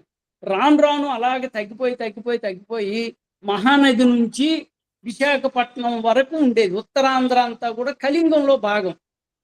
ఉత్తరాంధ్రలో ఉన్నటువంటి, ఈరోజు ఉత్తరాంధ్ర అని చెప్తున్నటువంటి శ్రీకాకుళం, విశాఖపట్నం, విజయనగరం జిల్లాలు కళింగ రాజ్యంలో భాగం. అంటే అశోకుడు యుద్ధం చేసినప్పుడు, కళింగ యుద్ధం చేసినప్పుడు అది చదివి ఉంటారు అందరూ చరిత్రలో. అంటే శ్రీకాకుళం మీద కూడా యుద్ధం చేశాడు. ఆ యుద్ధంలో విశాఖపట్నం వాళ్ళు, విజయనగరం వాళ్ళు, శ్రీకాకుళం వాళ్ళు పాల్గొన్నారు. ఎందుకు? కళింగంలో ఉన్నారు వాళ్ళు. మనకి మద్రాసు ప్రెసిడెన్సీ, కంబైన్డ్ ప్రెసిడెన్సీ ఉండేటప్పుడు మొత్తం ఒరిస్సా అంతా కూడా మద్రాసు కింద ఉండేది. భాషా ప్రయుక్త రాష్ట్రాలు ఏర్పడినప్పుడు తెలుగు వాళ్ళందరికీ ఒక రాష్ట్రం ఉండాలి అని చెప్పి ఆ ఒరిస్సా నుంచి 3 జిల్లాలు విడగొట్టి ఇటు ఆంధ్రాలో కలిపారు. ఎందుకు? ఈ ప్రాంతాల్లో తెలుగు మాట్లాడేటువంటి వాళ్ళే ఉన్నారు, తెలుగు వాళ్ళే ఉన్నారు. ఆ మాటకు వస్తే మీకు బరంపురం వరకు కూడా తెలుగు వాళ్ళే ఉన్నారు. కానీ ఈ 3 జిల్లాలు మాత్రం ఇటు కలిపారు. ఇది చరిత్ర. అయితే ఇప్పుడు బుద్ధుడి దగ్గరికి మళ్ళీ వెళ్తాం.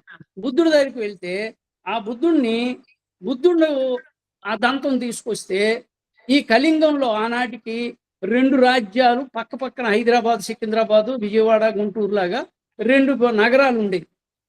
ఆ 2 నగరాలు ఇందాక విజయవాహుడు వెళ్ళినటువంటి సింహపురం ఒకటి, దాని పక్కన ఉన్నటువంటి దంతవరపు కోట లేదా దంతపురం అనేది ఒకటి. దీనికి దంతపురం అని పేరు ఎప్పుడు పెట్టారు అంటే బుద్ధుడు తాలూకా దంతం వచ్చినప్పుడు పెట్టారు. దానికి ముందు దాని పేరు దండకపురం.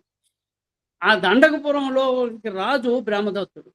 ఈ ద్రోణుడు అనేటువంటి, ఇక్కడ ఉన్నటువంటి కుషినారలో బుద్ధుని అస్థికులు సంపాదించినటువంటి ద్రోణుడు హేమధేరుడు అనేటువంటి ఒక బౌద్ధ భిక్షువుతో, ఒరే నాయన ఇది కళింగం తీసుకొని వెళ్ళి బ్రహ్మదత్తుడు రాజుకి ఇవ్వురా నాయన అని చెప్పి ఇచ్చాడు.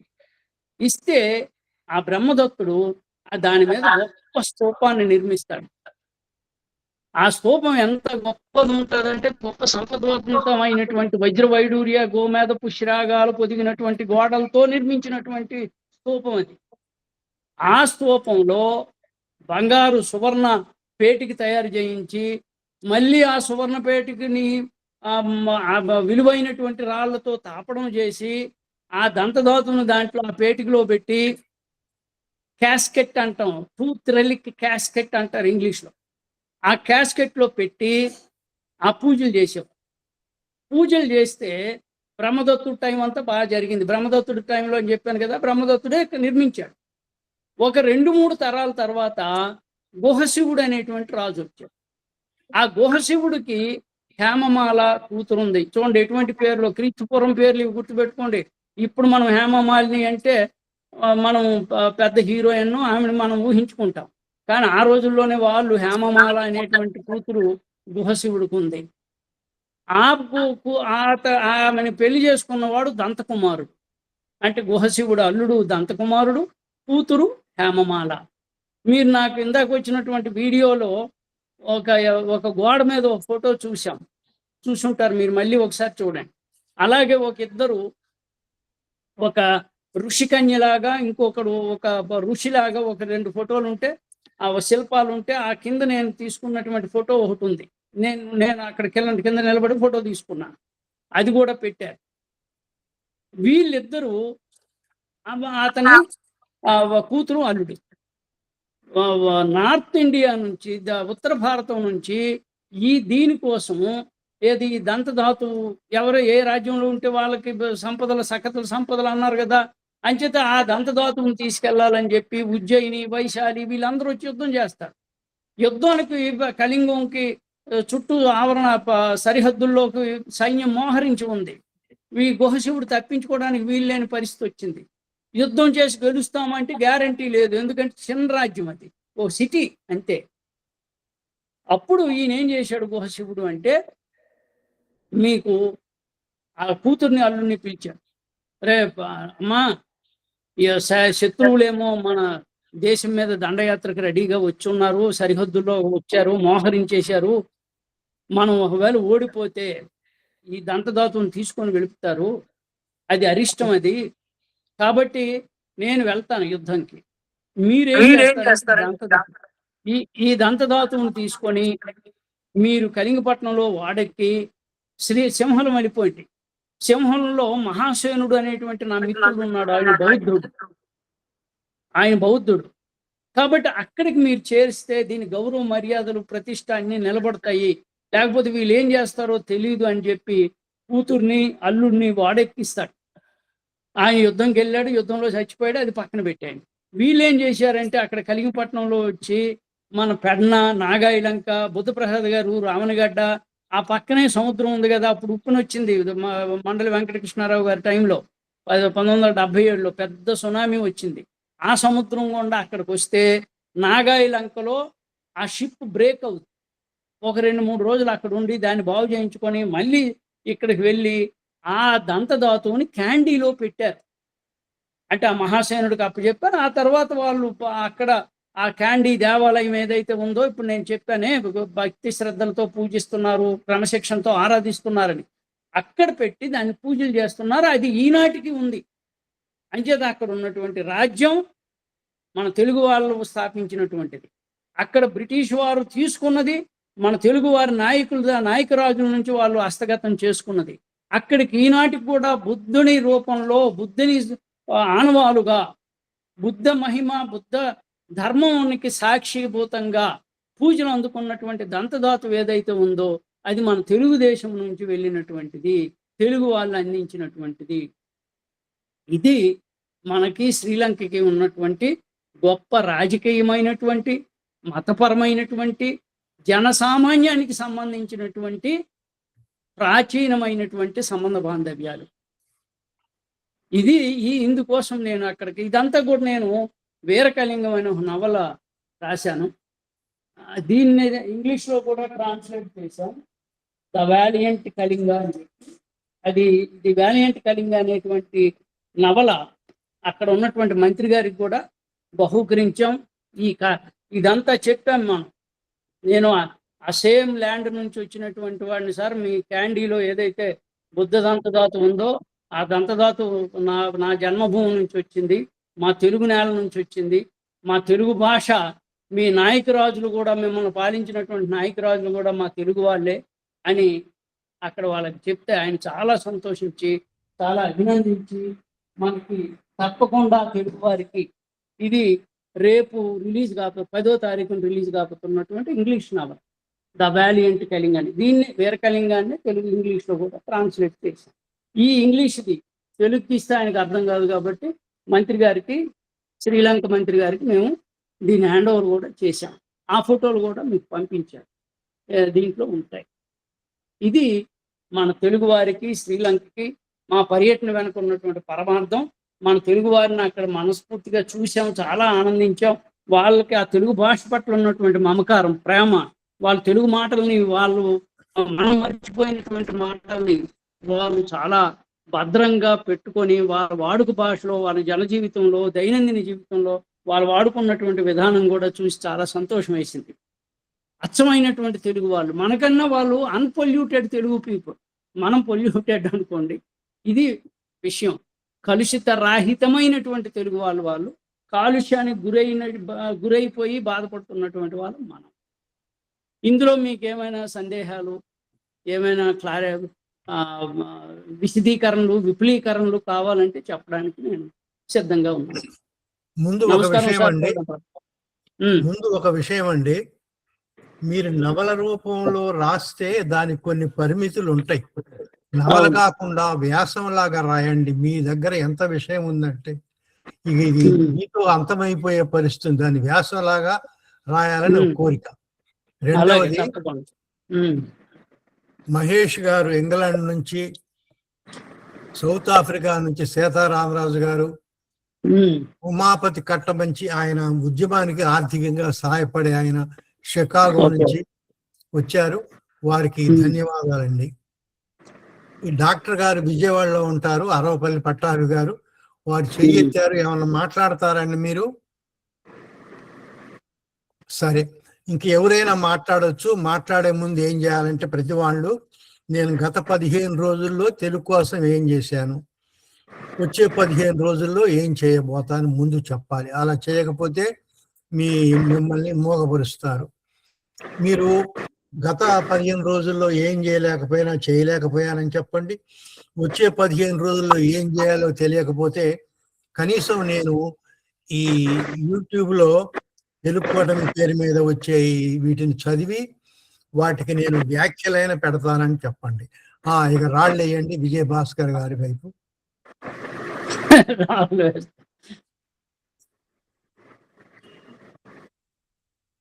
పద్మారెడ్డి గారు రాలే, అసలు చాలా ఇబ్బంది అయిపోయింది ఇప్పుడు.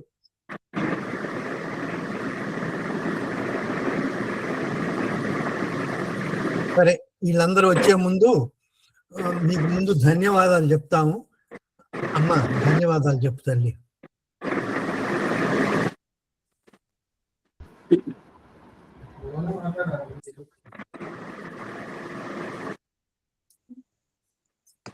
అమ్మా సుధారాణి గారు సార్ నమస్కారం సార్. చెప్పమ్మా. సభా సరస్వతికి నమస్కారాలు. అంతర్జాలం ద్వారా వీక్షిస్తున్న వీక్షకులందరికీ వందనాలు. తెలుగు సంఘాల ఉమ్మడి వేదిక సమర్పిస్తున్న రచ్చబండ కార్యక్రమం ప్రతి 2-4 శనివారాల్లో ఉంటుంది. తెలుగును బతికించుకోవాలంటే ఏదో శబ్దం వస్తుంది సార్. చెప్పండి. విజయ భాస్కర్ గారు, నా దగ్గర ఏం లేదు.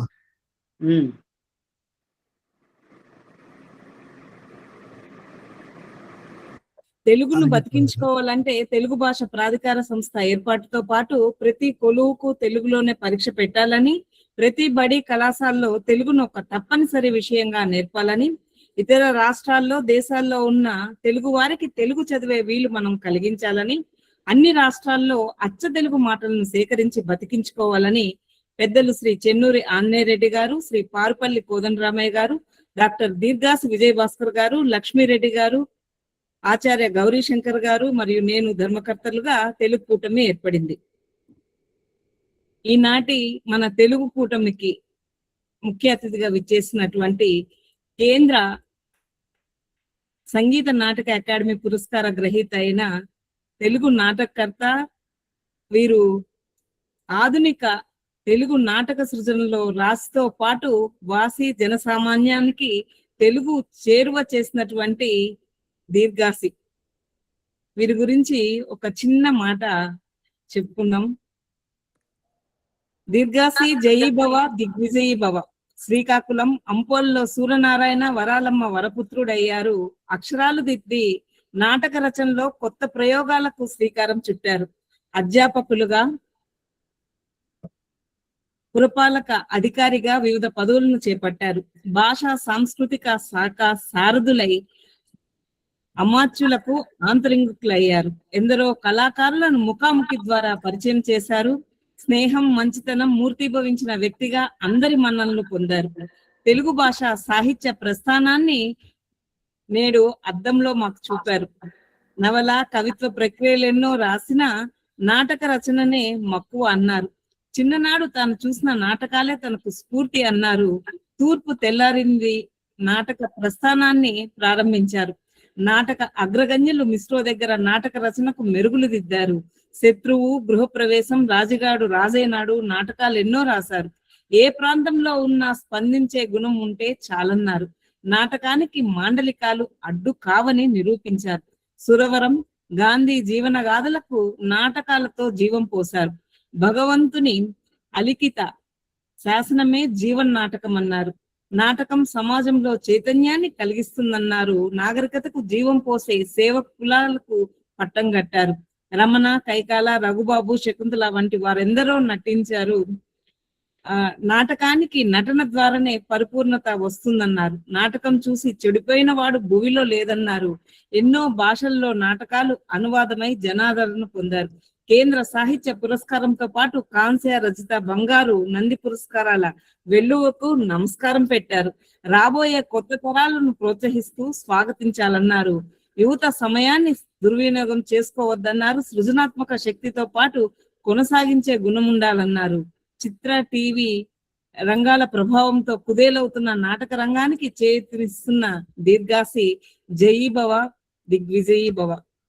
ఈనాటి మన కార్యక్రమానికి దీర్ఘాసి గారు పాల్గొని దైనందిక కార్యక్రమాల్లో ఎంత తెలుగును ఉపయోగిస్తే అంత మంచిది అని సెలవిచ్చారు. మరణించే భాషకు అంతిమ దశలో మనిషి వలె ఉంటుందని, కొన్ని లక్షణాలు కోదండరామయ్య గారు తో ఏ విధంగా పరిచయం ఏర్పడిందో తెలియజేస్తూ ఒక 4-5 ముఖ్య అంశాలని మన ముందు ఉంచారు. ముందుగా మాటలకు ముంపు వస్తుంది, పొంచి ఉందని చెప్పారు. దానికి ముఖ్య కారణం వ్యాకరణం, అర్థమాటల్ని మనం తెచ్చుకుంటున్నాము. అదే విధంగా నిత్య వ్యవహారంలో తెలుగు కనుమరుగైపోతుందనే బాధను వ్యక్తం చేశారు. బాగా కోపం వచ్చినప్పుడు ఇతరులను తిట్టేటప్పుడు కూడా అద్దెమాటలనే తెచ్చిపెట్టుకుంటున్నామని, భావంలో, భయంలో, ఆందోళనలో అమ్మ భాషను హత్తుకోవాలన్నారు. భాషా సేవకుడుగా కోదండరామయ్య గారిని ప్రశంసించారు. తెలుగు భాషకు వారికి భాషా సేవకులుగా సేవను అందించారని కొనియాడుతూ ఇక వారి శ్రీలంక పర్యటనను మన కళ్ళ ముందు ఆవిష్కరింపజేశారు. బుద్ధప్రసాద్ గారి బృందంతో వెళ్తూ వెళ్ళొచ్చామని చెప్తూ అక్కడ ఉన్నటువంటి వారితో పాటు మన సురవరం ప్రతాపరెడ్డి తెలుగు విశ్వవిద్యాలయానికి వైస్ ఛాన్సలర్ అయినటువంటి నిత్యానందరావు గారు, రిజిస్ట్రార్ అయినటువంటి కోటా హనుమంతరావు గారు, ఆంధ్రజ్యోతిలో పనిచేస్తున్నటువంటి అనురాధ గారు, అదే విధంగా చామంతి మురళి గారు, వీరి బృందంతో వెళ్ళి అక్కడ ఒక 4-5 రోజులు అయినా కూడా అక్కడ విశేషాలని మనకు పట్టి వినిపించారు. వీటిని మళ్ళా నేను పునరావృతం చేయాల్సిన అవసరం లేదు. చాలా విషయాలని తెలుగుకి వాళ్ళు ఏ విధంగా ప్రాణం పెడుతున్నారు అక్కడి వారు అని చెప్తూ కొన్ని పదాలను కూడా ఇటువంటి పదాలు మనము చాలా వరకు మర్చిపోతున్నాము. అటువంటి అచ్చ తెలుగు పదాలని వాళ్ళు ఏ విధంగా కాపాడుకుంటున్నారో తెలియజేశారు. అదే విధంగా ముఖ్యంగా వీరు దీన్ని ప్రభుత్వ ధనంతో కాకుండా ఎన్నో ప్రయాసలకు ఓర్చి శ్రీలంకకు వెళ్ళి అక్కడున్న తెలుగు వాళ్ళని ఏ విధంగా ఆత్మీయంగా కలుసుకున్నారో తెలియజేస్తూ వారి వస్త్రధారణ గురించి, వారు ఏ విధంగా వ్యవసాయాన్ని కాపాడుకుంటున్నారు, అడవుల్ని కొట్టివేయకుండా వన్యప్రాణాన్ని రక్షణతో పాటు ఏ విధంగా కాపాడుకుంటున్నారు, అదే విధంగా తల్లి భాషను ఏ విధంగా కాపాడుకుంటున్నారు, తల్లి భాషను నేర్చుకోవాలనే తపనతో ఏ విధంగా అల్లాడిపోతున్నారు, అక్కడ వీళ్ళు ఏ విధంగా భరోసా ఇచ్చి వచ్చారన్న విషయాల్ని తెలియజేస్తూ ఇక అసలు విషయానికి వచ్చారు. అప్పుడు ఏ విధంగా మన తెలుగు రాజులు రాష్ట్రాలనే కాకుండా విదేశాల్లో కూడా తెలుగు జెండాను ఏ విధంగా రెపరెపలాడించారో విజయబాబు గారు ఇటువంటి వారి గురించి కూడా ఆ చరిత్రని తెలియజేస్తూ వచ్చారు. నాయకరాజులు ఏ విధంగా పరిపాలించారు, దంతదాతు అంటే అక్కడ ముఖ్యంగా వెళ్ళిన వాళ్ళు కేవలం వలస కార్మికులే కాకుండా మన రాజులు, తెలుగు రాజులు జెండాని ఏ విధంగా రెపరెపలా ఆడించారు, మన జెండాను, తెలుగు జెండాను అక్కడ నాటి ఏ విధంగా పరిపాలించారు తెలియజేశారు. వీటిని గురించి మనం మొత్తం తెలుసుకోవాలంటే వీర కళింగం అనే నవలను చదివితే తెలిసిపోతుంది. ఇకపోతే సోమవారం రోజు ఖచ్చితంగా ఇక్కడ హైదరాబాద్ లో ఉన్న వాళ్ళు తప్పకుండా హాజరవ్వాలి. రసరంజని ఆధ్వర్యంలో ద వాలియంట్ కళింగ అనే పుస్తకాన్ని, ఆంగ్ల పుస్తకాన్ని ఆవిష్కరిస్తున్నారు రసరంజని సంస్థ ఆధ్వర్యంలో. దీనికి శ్రీ మండలి బుద్ధప్రసాద్ గారు సభా ప్రారంభకులు, ముఖ్య అతిథిగా జస్టిస్ జి ఎతిరాజులు గారు, అదే విధంగా సభాధ్యక్షులుగా ఏనుగు నరసింహారెడ్డి గారు, కూరుపాటి వెంకటనారాయణ గారు, హరిబాబు తమ్మినేని గారు ఆత్మీయ అతిథులుగా విచ్చేస్తున్నారు.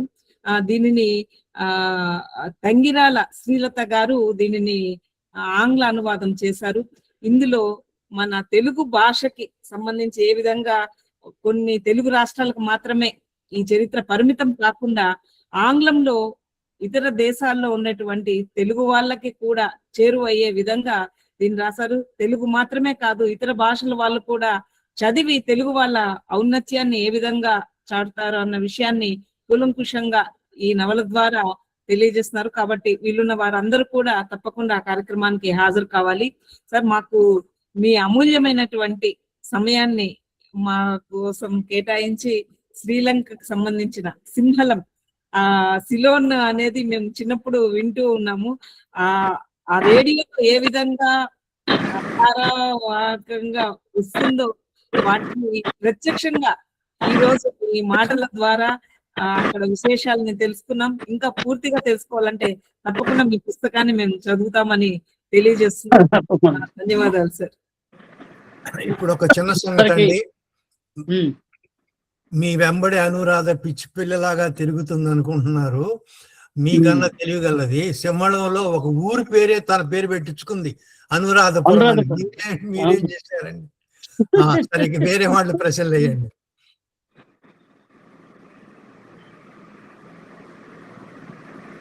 ప్రశ్నలు పట్టాభి గారు. చంద్రగిరి వెంకటేశ్వర్లు మా జిల్లా అబ్బాయి, తెలుగు అంటే చాలా అభిమానం, తెలుగులో కొన్ని అక్షరాలు రావాలని కోరేవాడు. కోదండ రామయ్య గారికి హైదరాబాద్ నుంచి ఓ దండం. కోదండ రామయ్య గారు చెప్పండి. నా పేరు రాములండి, మీ సావాసి. చెప్పండి. దండం అంటే 2 అర్థాలు వస్తాయి, కర్ర కూడా ఒకటి ఉంటుంది. చెప్పండి. విజయ భాస్కర్ గారితో చాలా సన్నిహిత పరిచయం. మీరు ధర్మాన ప్రసాద్ దగ్గర పిఎస్ గా ఉన్నప్పుడు రెగ్యులర్ గా మిమ్మల్ని కలిసేవాళ్ళం. అవును అవును. రాములు జర్నలిస్టు, అప్పుడు మీరు అప్పుడున్నప్పుడు నేను వార్తలో ఉన్నా. తర్వాత అన్ని అయిపోయినాయి, 62 సంవత్సరాలు వచ్చినాయి, ప్రశాంతంగా ఉంది. ఈ విధంగా కలుసుకోవడం సంతోషం. సోమవారం కలుద్దాం మళ్ళీ. సోమవారం హైదరాబాద్ లో తప్పనిసరిగా వస్తాను. కోదండ రామయ్య గారు మీటింగ్ రాకుంటే తెల్లారి మళ్ళీ ఫోన్ చేసి అసలు నువ్వు ఏం ఘనకార్యం చేసినావు అని అడుగుతాడు. సరే, సోమవారం కలుద్దాం. సంతోషం. ధన్యవాదాలు. ఒక మనిషిగా తెలుగు కళల కోసం ఎంతో పరిశ్రమిస్తున్న ఆయన శ్రీకాకుళం నుంచి వచ్చాడు. ఆయన గారు మాట్లాడాలి.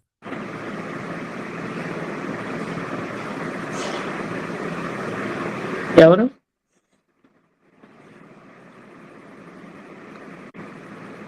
శ్రీకాకుళం నుంచి ఇప్పుడు పోయినట్టుంది ఏంటి ఆయనతో.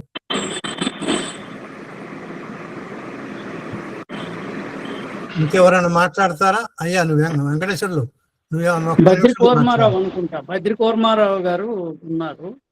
ఆయనే మరి. నమస్తే సార్. నమస్తే కోర్మారావు గారు. కోర్మారావు మిమ్మల్ని పిలుస్తున్నారు కోదండరామయ్య గారు. అదే ఇప్పుడు కట్ అయింది కొద్దిగా. నమస్తే. నమస్తే అండి. నమస్తే.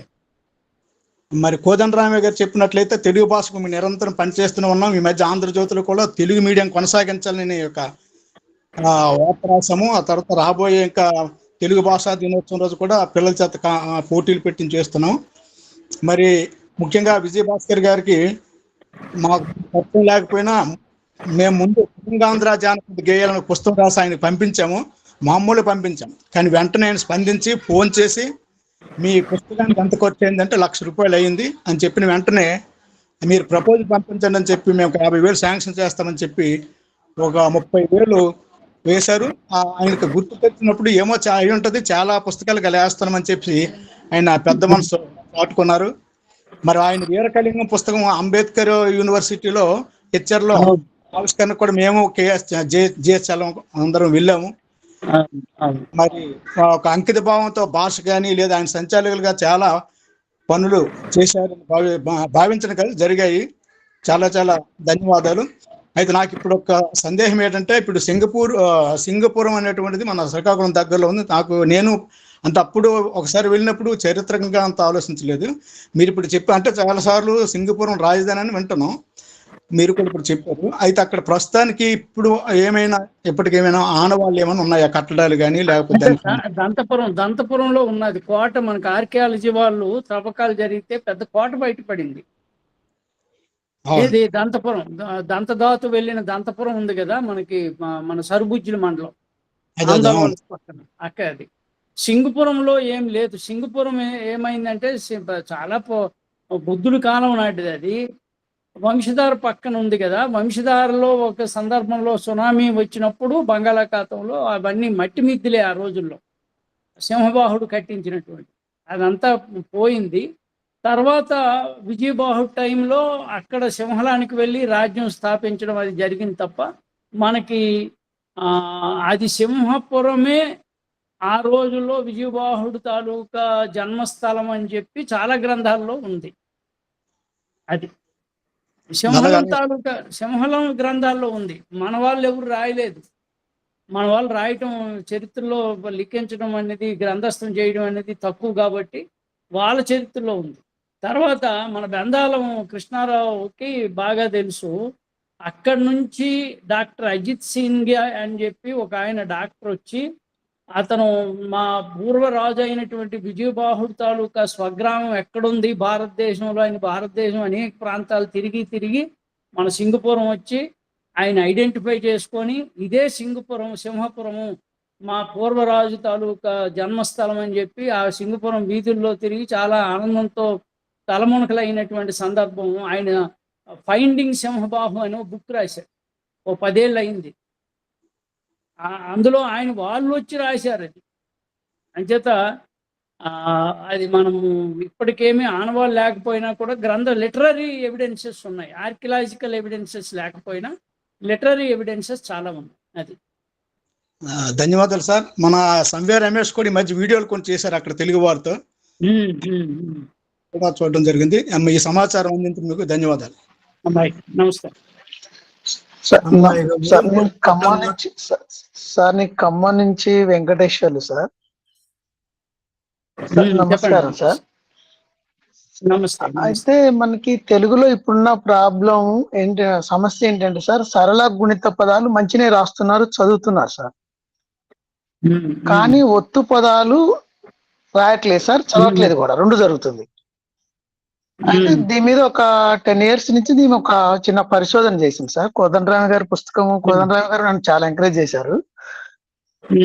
ఒత్తులు లేకుండానే చిన్న ఒక డాట్, ఒక చుక్క తీసుకొచ్చి దాని మీద పెడితే ఆ సౌండ్ ను పలకడానికి అవకాశం ఉందని చేసింది సార్. దాన్ని పేపర్ లో కూడా 2-3 సార్లు వచ్చింది. దాని మీద యాప్ కూడా తేట తెలుగు 2.0 అని ఉంటుంది సార్. యాప్ కూడా మిమ్మల్ని కలుస్తా సార్ దాని మీద. అంటే ఇప్పుడు సింపుల్ గా చెప్పొచ్చు సార్, దాంట్లో ఏమీ ఉండదు. అంటే పూర్వం తేట తెలుగు అనే పదం ఉన్నది సార్, అది ఇప్పటిది కాదు. ఇప్పుడు ఈ ఒత్తుల వయసు వచ్చి 1600 ఏండ్లే సార్, కానీ అంతకంటే ముందు లిపి ఉంది. ఆ లిపిలో ఈ ఒత్తులు లేవు. ఇవి ప్రాగ్ భాష ఒత్తులు అంటున్నారు సార్. ఇది మన భద్రాద్రి కృష్ణమూర్తి గారి పుస్తకంలో చూస్తే అట్లా ఉంది సార్. సో దాన్ని కొంచెం అప్డేట్ చేసి ఏఐని ఉపయోగించుకొని మనం దాన్ని ఒత్తులు లేకుండా మార్చడానికి అవకాశం ఉంది సార్. సో దాని మీద కలవడానికి మిమ్మల్ని ఒకసారి కలుస్తా సార్. సోమవారం సార్ ఇది మీరు పుస్తకావిష్కరణ? రవీంద్ర భారతిలో ఉంటుంది 6 గంటలకి సాయంత్రం. మీరు ఇక్కడ హైదరాబాద్ లో ఉంటారా, ఖమ్మంలో ఉంటారా? ఆయన సోమవారం మీరేమో సాయంత్రం అని చెప్తారు. అర్థమైంది. సోమవారం సాయంత్రం, వచ్చే సోమవారం సార్ వీలుంటే ఆ రోజు మిమ్మల్ని కలుస్తాను. దాని మీద మాట్లాడుకుంటున్నాం సార్. కలుద్దాం తప్పకుండా రండి. అమెరికా మధురెడ్డి గారు మీ మీద రాయేస్తారు, జాగ్రత్త. మధురెడ్డి గారు నమస్తే అండి, మీరు మ్యూట్ లో ఉన్నారు. సారీ, నేను ప్రతిరోజు 5-6 గంటలు సోషల్ మీడియాలో తెలుగు కూటమిలో రాస్తుంటాను. తెలుగులోనే ఎవరైనా ఇంగ్లీష్ లో రాస్తే తెలుగు వీడియోలో మీరు ఇంగ్లీష్ లో రాయడం ఎందుకు, ఇంగ్లీష్ లిప్ లో రాయడం ఎందుకు అని ప్రశ్నిస్తాను. కనుక కోదండరామయ్య గారు చెప్పారు మీరు 15 రోజులుగా ఏం చేస్తున్నారంటే, పోయిన వారం ఆదివారం శనివారం నాడు మేము కోదండరామయ్య గారిని కలిశాను. ఆటా కాన్ఫరెన్స్ లో వారితో గంటలు గడపడం జరిగింది. మీరు చాలా విషయాలు కళింగాంధ్రుల సింహల చరిత్ర గురించి చాలా విషయాలు చెప్పారు. ప్రతి తెలుగువాడు గర్వించదగ్గది. ఇప్పుడు చంద్రగిరి గారు తెలుగు లిపి గురించి మాట్లాడాడు. నేను 20 సంవత్సరాలుగా తేట తెలుగు లిపి అని 17 అక్షరాలు తగ్గించాను. మహాప్రాణాల వాడకం తీసేసి వాటి స్థానంలో అల్ప ప్రాణాల ఒత్తులతో సహా రాస్తున్నాను. ఇంతవరకు 50,000 ఊసులు పెట్టాను. ఇంతవరకు నాకు ఎవరు అర్థం కాలేదని లేదు. ఒకరు అక్షర దోషం అని ఒకరిద్దరు అడిగారు. అది అక్షర దోషం కాదు, తేట తెలుగు లిపి. అందులో మహాప్రాణాల స్థానంలో అల్ప ప్రాణాలు ఒత్తులు సహా ఉంటామని చెప్పి అర్థం చేసుకున్నారు. చంద్రగిరి గారు అదే ప్రశ్నలు ఎవరిని ఎత్తారు, అందుకనే ఆ విషయం మీ ముందుకు తీసుకొస్తున్నాను. ఈ మహాప్రాణాలను మీరు అన్నారు, నన్నయ్య కన్నా ముందే మా నన్నలు సింహలం వెళ్ళారని. అది వాస్తవము. నన్నయ్య కాలంలో ఈ మహాప్రాణాల అక్షరాలు తెలుగు లిపి కలిపి సంస్కృతాన్ని తెలుగు లిపిలో రాసి గ్రాంధిక భాషను పుట్టించారు. ఇప్పుడు వాటిని వదిలించుకుంటే మనకు తెలుగు జరిగిన నష్టం ఏం లేదు. తర్వాత బంగారయ్య గారు నుడి నానుడి పుస్తకంలో ఇతర భాష పదాలు కానీ ఆ పదానికి భావం మన భాషలో పదం ఉంటే మన పదమే వాడాలన్నాడు. తప్పక అరువు తెచ్చుకోవాల్సి వస్తే ఆ పదం మన భాషలో ఇమిడిపోయేలాగా మార్చుకోమన్నాడు. దానికి విరుద్ధంగా నన్నయ్య కాలంలో 17 మహాప్రాణాలు సంస్కృత శబ్దాలు కలిపి సంస్కృతాన్ని తెలుగు లిపిలో రాసి తెలుగు భాషని మన మీద రుద్దుతున్నారు. ఈనాడు కూడా అది జరుగుతుంది. చంద్రగిరి గారు నాతో మాట్లాడదలుచుకుంటే మీ ఫోన్ నెంబర్ పెట్టండి, నేను మీకు కాల్ చేసి మాట్లాడతాను. మీ విషయంలో తప్పనిసరి సార్, తప్పనిసరిగా మాట్లాడతాను సార్. మీతోనే మాట్లాడతారు. ఒక పాంప్లెట్ తయారు చేస్తున్నాను, దాంట్లో ఆ వివరాలు గ్రూప్ లో కూడా ఒకసారి పెట్టి చూద్దాం అనుకుంటున్నాను సార్, కోదండరామయ్య గారి పర్మిషన్ తీసుకొని. నేను కూడా మీ సమాచారం అవునవును సార్, మీ ఫోన్ నెంబర్ కూడా పంపిస్తాను. చాలా కృతజ్ఞతలు అండి విజయభాస్కర్ గారు. సార్ నమస్తే. ఇప్పుడు నా అవగాహన వరకు నేను గవర్నమెంట్ లో చేశాను కాబట్టి కోదండరామయ్య గారితో చాలాసార్లు నేను డిస్కస్ చేశాను. కానీ ప్రభుత్వం తలుచుకునేటప్పుడు మతపరమైనటువంటి భాషాపరమైనటువంటి మార్పులు రావడానికి చాలా అవకాశం ఉంటుంది. మీకు నన్నయ్య తర్వాత వచ్చినటువంటి మన శివ కవులు ఉన్నారు కదా, నన్నిచోడుడు, మన బసవపురాణం రాసినటువంటి వాళ్ళు, పండితారాజ్యుడు, వీళ్ళందరూ తర్వాత వచ్చినటువంటి పాల్కురికి స్వామినాథుడు, నన్నయ్య తర్వాత వచ్చినటువంటి వాళ్ళు. అయినప్పటికీ కూడా అచ్చ తెలుగు ఛందస్సు, వాళ్ళు వాడిన ఛందస్సు కూడా అచ్చ తెలుగు ఛందస్సే, పదాలు కూడా ఎక్కువ తెలుగు పదాలే వాడారు. ఆ తర్వాత మళ్ళీ వచ్చినటువంటి పోతన, శ్రీనాథుడు, తర్వాత 16వ శతాబ్దంలో వచ్చినటువంటి వీళ్ళు కృష్ణదేవరాయల ఆస్థాన కవులు, వీళ్ళంతా మళ్ళీ సంస్కృతానికే ఎక్కువ ప్రాధాన్యత ఇవ్వడం జరిగింది. కాబట్టి ఈ భాషని బ్రతికించుకోవడం అనేటువంటిది ప్రభుత్వ సహకారం లేకపోయినప్పటికీ తెలుగు కూటమి లాంటి సంస్థలు కానివ్వండి, వ్యక్తులు కానివ్వండి, చాలా కృషి జరుగుతుంది. అందుకనే నేను తెలుగు భాష అభివృద్ధి ప్రాధికార సంస్థ, Telugu development authority, language development authority అనేది సజెస్ట్ చేసినప్పుడు ఈ కొత్త పదాలు అనేటువంటి తయారు చేసుకోవాలి అనేటువంటి అభిప్రాయంతోనే నుడి కలిమి లేదా పదనిధి అని ఒక బ్రాంచ్ దాంట్లో పెట్టడం జరిగింది. మొత్తానికి అసలు తల్లే లేదు, ఇంక పిల్లకి వరకు ఎందుకు వస్తుంది, కానీ ఆ సంస్థనే ఆ రోజుల్లో అస్తిత్వంలోకి రాలేదు, ఉనికిలోకి రాలేదు. ఆ తర్వాత వచ్చినటువంటి ప్రభుత్వాలు కూడా పట్టించుకోలేదు, ఇప్పటికీ దాని గురించి పట్టించుకోవట్లేదు. దాని గురించి ఏదో ఒకటి ఆలోచించాలి. పాపం నాకు ఫోన్ చేసినప్పుడల్లా కూడా కోదండరామయ్య గారు అదే ప్రస్తావన చేస్తారు. ఏమైంది సార్ అంటే ఏం చేస్తాం, మనం ఇండివిజువల్స్ ప్రభుత్వంలో లేము ఇప్పుడు. మనం చేయగలిగింది చాలా తక్కువ అండి. నేను నా ఆవేదన కూడా చెప్తుంటాను ఆయనతో. అది అమ్మ ఉడుం పట్టు పట్టమ్మగా నిర్కాష్ గారిని అయ్యా, అందరికీ నమస్కారాలు. విజయ భాస్కర్ గారు, మీరు చాలా గొప్పనైనటువంటి ప్రసంగం చేశారు సార్. ఎందుకంటే ఇంతవరకు మనకి తెలుగు కూటమిలో మాట్లాడే వక్తలందరూ కూడా తెలుగు భాషకు ఉన్నటువంటి దీన స్థితి గురించి ఎక్కువగా మనం మాట్లాడుతూ ఉంటాం. ఈ రోజు మీరు మాట్లాడిన ప్రసంగం నాకైతే వ్యక్తిగతంగా నా మనసుని చాలా ఉర్రూతలోగిస్తుంది. ఎందుకు అంటే విందుగా ఉంది సార్. తెలుగు భాషకి ఒక ఆశ, ఒక దిశ ఉంది. ఏమి అంటే కొంచెం పర్వాలేదు అనేటువంటి ఒక ఆశాజనకమైన ప్రసంగం చేశారు. హృదయపూర్వకమైన ధన్యవాదాలు. మీరు శ్రీలంక పర్యటన ఎన్ని రోజుల్లో చేశారో మాకు తెలియదు, కానీ ఒక గంటలో మేము కూడా మీ శ్రీలంక ధన్యవాదాలమ్మా. ధన్యవాదాలమ్మా.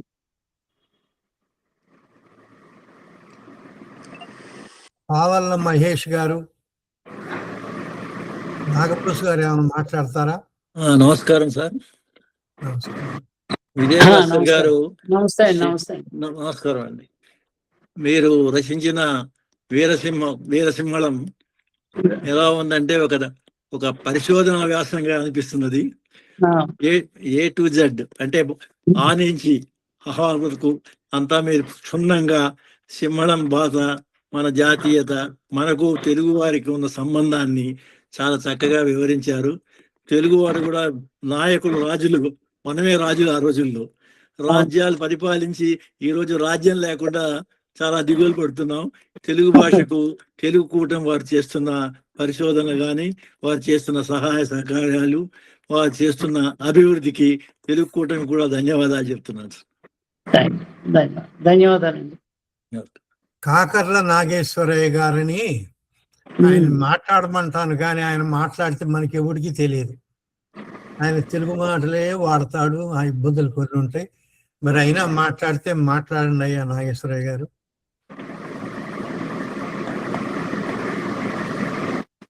మన ఇబ్బంది పెట్టడం ఇష్టం లేక ఆయన మాట్లాడట్లేదు. అమ్మ ఇందిరారెడ్డి గారు.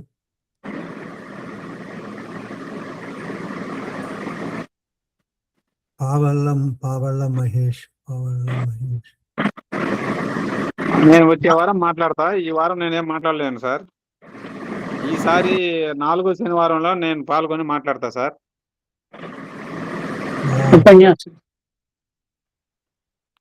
4వ శనివారం మాట్లాడతా సార్. సరేనండి మహేష్ గారు, చాలా సంతోషం అండి. ఇంకా ఎవరు ముగిద్దామా మరి? మహేష్ గారు ఏమైనా మాట్లాడతారా? అనురాధ గారు కనిపిస్తున్నా. ఆమె చాలా ప్లాన్ వేస్తుందండి బాబు. మీరే మొదటి నుంచి ఉన్నారా అండి? మీరు ఉన్నారా? మీ గురించి చెప్పినప్పుడు ఉన్నారా? కోదండరామయ్య గారిని చూడాలని వచ్చాను, అలాగే కూర్చున్నాను. ఫస్ట్ ఆయన కనపడలేదు. సార్ నమస్కారం. గారు మీకు కూడా నమస్కారం. మీరు ఫస్ట్ అడుగుతారు కదా, ఈ 15 రోజులు ఏం చేశారు, తర్వాత ఏం చేస్తున్నారు అనేసి. 15 రోజులు ఏం చేశానంటే 15 రోజుల క్రిందట శ్రీలంక వెళ్ళాను. మళ్ళీ ఇప్పుడు దీర్ఘాస్ గారితో పాటు మళ్ళీ ఈ చర్చా వేదికలో మళ్ళీ ఇంకొకసారి వెళ్ళేసి వచ్చాను 2 సార్లు. ఇంకా నెక్స్ట్ 15 days లో ఇక్కడ నుంచి ఒక 2-3 టీచర్లను పంపించాలి అని చూస్తున్నాము. అది అయ్యేటట్టుగా ఉంది. అదనమాట. తెలుగు గురించి చేస్తున్నది ఏమిటి అని అడుగుతారు కదా మీరు.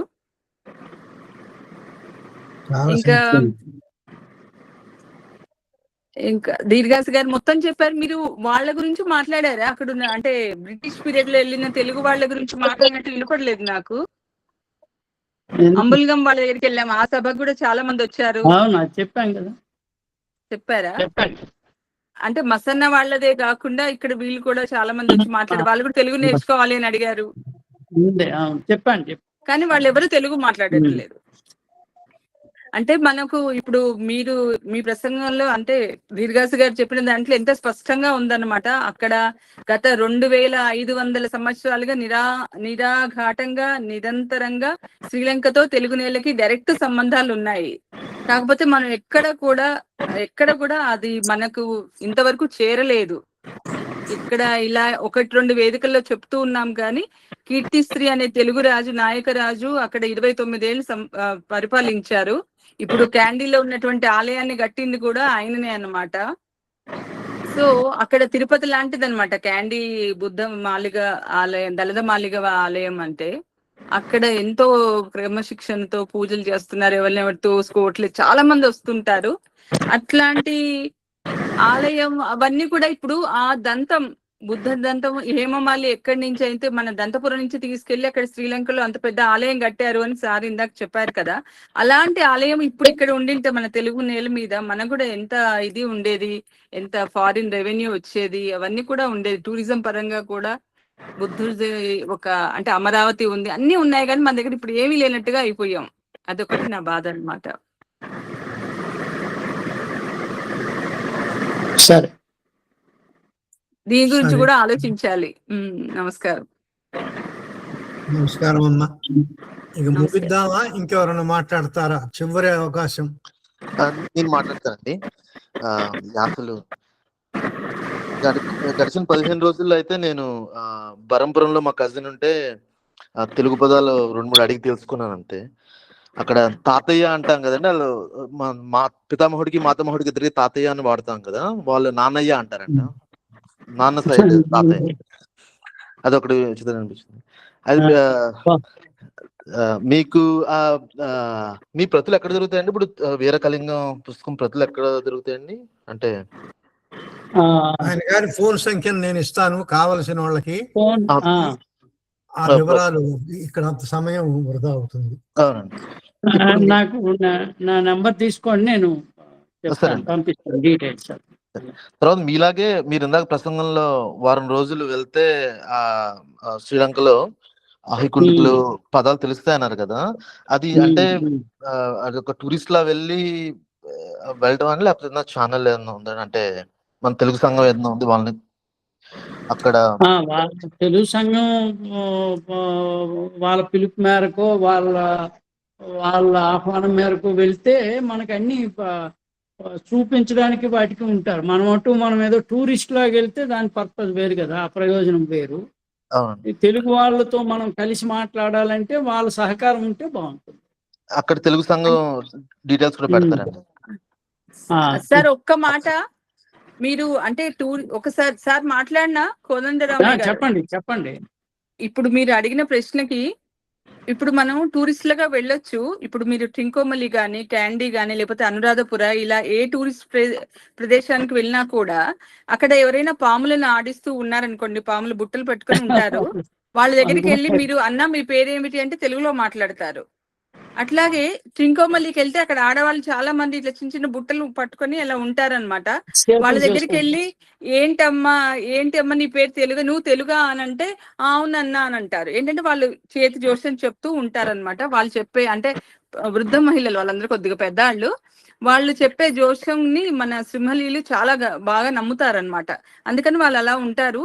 సో మీరు టూరిస్ట్ లాగా కూడా వెళ్ళొచ్చండి, ఆ దేశానికి వెళ్ళి మనం కలవచ్చు. అంటే కొద్ది చూడాలి మీరు. ఇప్పుడు ఏ ప్రదేశానికి, ఇప్పుడు అనురాధపుర అక్కడ వెళ్ళారనుకోండి, మీరు చూడాలి పరిసరాల్లో ఎక్కడైనా ఎవరైనా చేతులు అంటే కోతులు అట్లాగే పాములు ఆడించే వాళ్ళు ఉన్నారా, లేకపోతే ఇలాగా జోస్యం చెప్పే వాళ్ళు, చేత జోస్యం చెప్పే ఆడవాళ్ళు ఎవరైనా ఉన్నారా అని చూసి వాళ్ళ దగ్గరికి వెళ్ళి మాట్లాడితే వాళ్ళు తెలుగులోనే మాట్లాడతారు. అలా తర్వాత వాళ్ళ ఊరికి కూడా వెళ్ళొచ్చు. వాళ్ళు కొంతమంది తీసుకెళ్తారు కూడా. ఫస్ట్ టైం నేను వెళ్ళినప్పుడు అలాగే వెళ్ళాను వాళ్ళ ఊరికి, అలా అన్నమాట. అడిగింది యాసలు అనే అబ్బాయి అండి, యాసులు గారు, చిన్నవాడు. అదే యాసులు గారు. మీరు ఇందాక అది నాన్నయ్య అని కూడా మీరేనా చెప్పింది? నాన్నయ్య అనేసి. అవునండి, బరంపురంలో. అది ఏ దేశంలో? అదే దేశంలో? బరంపురం అండి, బరంపురం. అదే Calcutta. Okay okay, Calcutta, west Bengal. Sorry Kharagpur అనుకుంటున్నాను నేను. అది మంచి ప్రయోగమే. మనం నాన్నయ్య బాగుంది, బాగుంది, మంచి ప్రయోగం. నేను మొదటిసారి వింటున్నాను. సంస్కృతంలో ఉంది కానీ తెలుగులో అన్ని తాతయ్య అంటాం కదా రెండు వైపులు. అవును అవును, బాగుంది నాన్నయ్య. అక్కడ అదే తోబుట్టు కూడా చెప్పారు కదా మీరు ఇందాక. సరే, సింహలంలో పెళ్లి ఏమంటారండి విజయభాస్కర్ గారు? సింహలంలో పెళ్లిని ఏమంటారు? సింహలం తెలియదు మనకి సింహం తెలియదు. తెలుగులో అక్కడ ప్రజలు తెలుగులో పెళ్లికి పెళ్ళే అక్కడ కూడా పెళ్ళి. తాళి అనే మాట కూడా ఉంది వాళ్ళ దగ్గర. పెళ్లి అనే మాట ఉంది. మనువు అని కూడా అంటున్నారు. మనువు కూడా అంటున్నారు. అప్పుడు అంటే ఇంతకు ముందు 5 రోజులు అయ్యేది, బట్ ఇప్పుడు బౌద్ధంకి వెళ్ళిపోయాం, ఒక అర్ధ గంటలో అయిపోతుంది పెళ్లి అని కూడా చెప్పారు మొన్న వాళ్ళు. తెలంగాణలో మనువు ఇప్పటికీ వాడుకలో ఉందండి. 3 మాండలికాలు ఉన్నాయండి అక్కడ వాళ్ళ మాటల్లో. అక్కడ రాయలసీమ మాటలు మాట్లాడతారు, ఇక్కడ ఆంధ్ర మళ్ళీ అలా అన్ని మాట్లాడతారు. తెలంగాణ అన్ని యాసలు అన్ని ఇది ఉన్నాయి అందులో. అదే అర్థం కాదు అన్నమాట వాళ్ళు ఎక్కడ వాళ్ళు ఏంటి ప్రాంతాల నుంచి వెళ్ళారు. అదే అదే అదే ఎందుకంటే లక్ష్మి అని ఎక్కువ ఉంటుంది. శ్రీకాకుళంలో వాడతారు లక్ష్మి, మసన్న, ఎర్రన్న, ఆ పేర్లన్నీ అక్కడివి. కానీ మళ్ళీ కొత్తగా సరోజ అలాంటి పేర్లు కూడా ఉన్నాయి కొంతమందికి అలా. ఇప్పుడు నేషనల్ గారు అనురాధ గారు చెప్పిన దాంట్లో 3 సార్లు చెప్పింది అనురాధపురం పోవాలి నువ్వు, జాగ్రత్తగా గుర్తుంచుకోండి. అంటే అది ఏన్షియంట్ క్యాపిటల్, కంపల్సరీ వెళ్తారు సార్ అక్కడికి అందరూను. సరే అమ్మా, ఈ మహేష్ గారు ముగిస్తారాయిగా ఈ కార్యక్రమాన్ని. ఇంగ్లాండ్ మహేష్ గారు. నమస్తే అయ్యా, దండాల. ఆయన ఫోన్లో మాట్లాడుతున్నారు. అనురాధ్ గారు మీరు కానీ విజయభాస్కర్ గారు మీరు అన్నారు టీచర్ ఉన్నారు మాట్లాడుతున్నాను వెళ్తున్నారు అది అని. మరి వచ్చాక ఇట్లా బుద్ధప్రసాద్ గారు కానీ అది ఆయన అన్నట్లు అసెంబ్లీలో తీసుకొని వచ్చి అటువైపు నుంచి ఏమన్నా అడుగులు పడ్డాయా? కుతూహలం కొద్దిగా అడుగుతున్నానండి అంతే. అంటే వాళ్ళు అహికుంతకుల నాయకుడు, ఉపనాయకుడు వాళ్ళు లాస్ట్ ఇయర్ వచ్చారండి. లాస్ట్ జూలైలో వచ్చారు వాళ్ళు. ఇక్కడ అంటే మన ఇండియాకి వచ్చారు. వాళ్ళని హైదరాబాద్ తీసుకొచ్చి ఒక సమావేశం కూడా ఏర్పాటు చేశాను నేను. అప్పుడు వాళ్ళు మాట్లాడారు. బీబీసీలో వచ్చింది నేను చదివాను. కరెక్ట్ అదే అందరూ పత్రికల వాళ్ళందరూ వచ్చారు. అలాగే ఛానల్ వాళ్ళు కూడా ఇంటర్వ్యూలు చేశారు చాలా. సో వాళ్ళు అప్పుడు అడిగింది ఏంటంటే మేము తెలుగు కావాలి. మేము మొన్న కూడా అడిగాము అసలు తెలుగు ఎందుకు అంటే వాళ్ళందరూ సింహలీలే, వాళ్ళు తెలుగు వాళ్ళు కాదు యాక్చువల్ గా. ఎందుకంటే 200 అసలు ఎప్పుడు వెళ్ళారో తెలియదు. వాళ్ళందరూ సింహలీలే, కానీ మీకు తెలుగు ఎందుకు అని అడిగాం. అంటే వాళ్ళు ఒకటే మాట అన్నారు, మాది తెలుగు అనేది తల్లి భాష, తల్లి భాషను ఎందుకు మర్చిపోవాలి మేము, మాకు తల్లి భాష కావాలి, తల్లి సంస్కృతి కావాలి, తల్లి భాష ఆచారాలు అవన్నీ కావాలి మాకు అని చెప్తున్నారు అనమాట. దానికోసమైనా మనం రెస్పాండ్ అవ్వాలి అని అనిపించింది నాకు, వాళ్ళకి ఇక్కడి నుంచి మనం సహాయం చేయాలి అనేసి. రామప్రసాద్ గారు అయ్యా చెప్పండి. సమయం అయింది, 9 దాటింది, మీరు ముగించండి.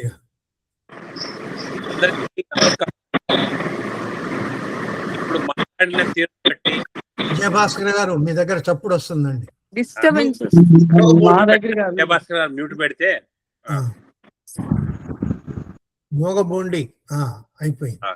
ఇప్పుడు విజయభాస్కర్ గారు మాట్లాడటం మనం విన్నాము, డిపి గారు అనురాధ గారు కూడా మాట్లాడటం విన్నాము. మంచి మంచి విషయాలు తెలిసాయి. ఇప్పుడు ఎంతో పదునుగా మనకి మన భాష గురించి విజయభాస్కర్ గారు చెప్పారు. వారి ఇంటి పేరు దీర్ఘాసి, అంటే దీర్ఘ ప్లస్ అసి, పొడవైన కత్తి. అసి అంటే కత్తి. సో ఇందులో ఎటువంటి సందేహం లేదు. ఇంకో పక్క ఇంకో సింహళాను గురించి మనం చెప్పిన అనురాధ గారు, మన కోదండరామయ్య అన్నట్టుగా ఏకంగా ఆవిడ పేరంటే ఒక ఊరే ఉంది అక్కడ, అనురాధపురం పెట్టించిందండి. సో ఇప్పుడు చాలా చక్కగా ఎన్నో విషయాలు విడమర్చి చెప్పారు. ఉడుము గారు చెప్పినట్టుగా మీరు చాలా వాపోకుండా మన భాష గురించి చింతించకుండా మన భాష ఎంత గొప్పది, మనం ఎందుకు కాపాడుకోవాలన్నది చెప్పకనే చెప్పారు. మీ వంటి వారు ఇలా మన సభకు వచ్చి మాట్లాడడం, అందుట్లోనూ ఈ కూటమి ప్రారంభ దశ నుంచి మీరు ఉన్నారు కదా, మీ వంటి వారు రావడం వల్ల ఎంతో మేలు జరిగింది. తరువాత మా పద్యాలాపన పోటీలో ఓపికగా అందరూ విన్నారు. పిల్లలు వారికి తోచినంత మేరకు ఈ కాలంలో ప్రస్తుత సమాజంలో వారు ఎంత నేర్చుకోగలరో అంత నేర్చుకుని వారికి లభించిన తోడ్పాటుతో పద్యాలు ఆ విధంగా పిల్లలు పాడారు. వారిలోనే మెరుగ్గా పాడిన వారిని మనం ఎంపిక చేస్తూ ఉంటాం అన్నమాట. దీనికి చికాగో నుంచి నా మిత్రుడు ఒకడు శివ చౌదరి అనేవాడు బహుమతులు అందజేస్తున్నాడు. అదేవిధంగా చాలా మంచి పనులు చేసిన వారికి పారుపల్లి కోదండరామయ్య గారు కూడా బహుమతులు అందజేస్తున్నారు. సో ఈనాటి కార్యక్రమంలో మీరు విచ్చేసి చక్కటి మాటలు చెప్పినందుకు కూటమి తరపున, మీరు కూడా కూటమి వారైనా సరే విన్నాం కదా మేము, అందుకని మా అందరి తరపున మీకు ధన్యవాదాలు తెలియజేసుకుంటూ, చక్కటి పలుకులు, ప్రారంభ పలుకులు పలికిన డాక్టర్ దాసోజు గారికి, డాక్టర్ సగిలి సుధారాణి గారు ధన్యవాదాలు తెలిపే మిషన్ మీద మొత్తం చదివేస్తారు. అదీను అన్ని కలిపి అందరికి చక్కటి అవగాహన వచ్చింది నేడు. దీన్ని మనం మర్చిపోకుండా చాలా మంది సింహళం అంటే ఇప్పుడు శ్రీలంక టూరిజంలో చాలా యాత్రలు చేయాలంటే చాలా చౌకగా దొరుకుతున్నది, అందరూ వెళుతూ ఉంటారు. ఇలా వెళ్ళిన వాళ్ళు మన తెలుగు వాళ్ళందరం ఖచ్చితంగా ఇది గుర్తుపెట్టుకొని ఆ ప్రాంతాలకు వెళ్ళి ఒకసారి పలకరించి రావాలి. అది మనకి ఏ ప్రాంతంలో మన తెలుగు వాళ్ళున్నా పలకరించి రావాలి. మంచి సందేశం ఇది. ఇంతటితో ఈనాటి మన సమావేశం ముగిసింది. పాల్గొన్న అందరికీ ధన్యవాదాలు తెలుపుతూ ఇంతటితో సెలవు తీసుకుంటాను.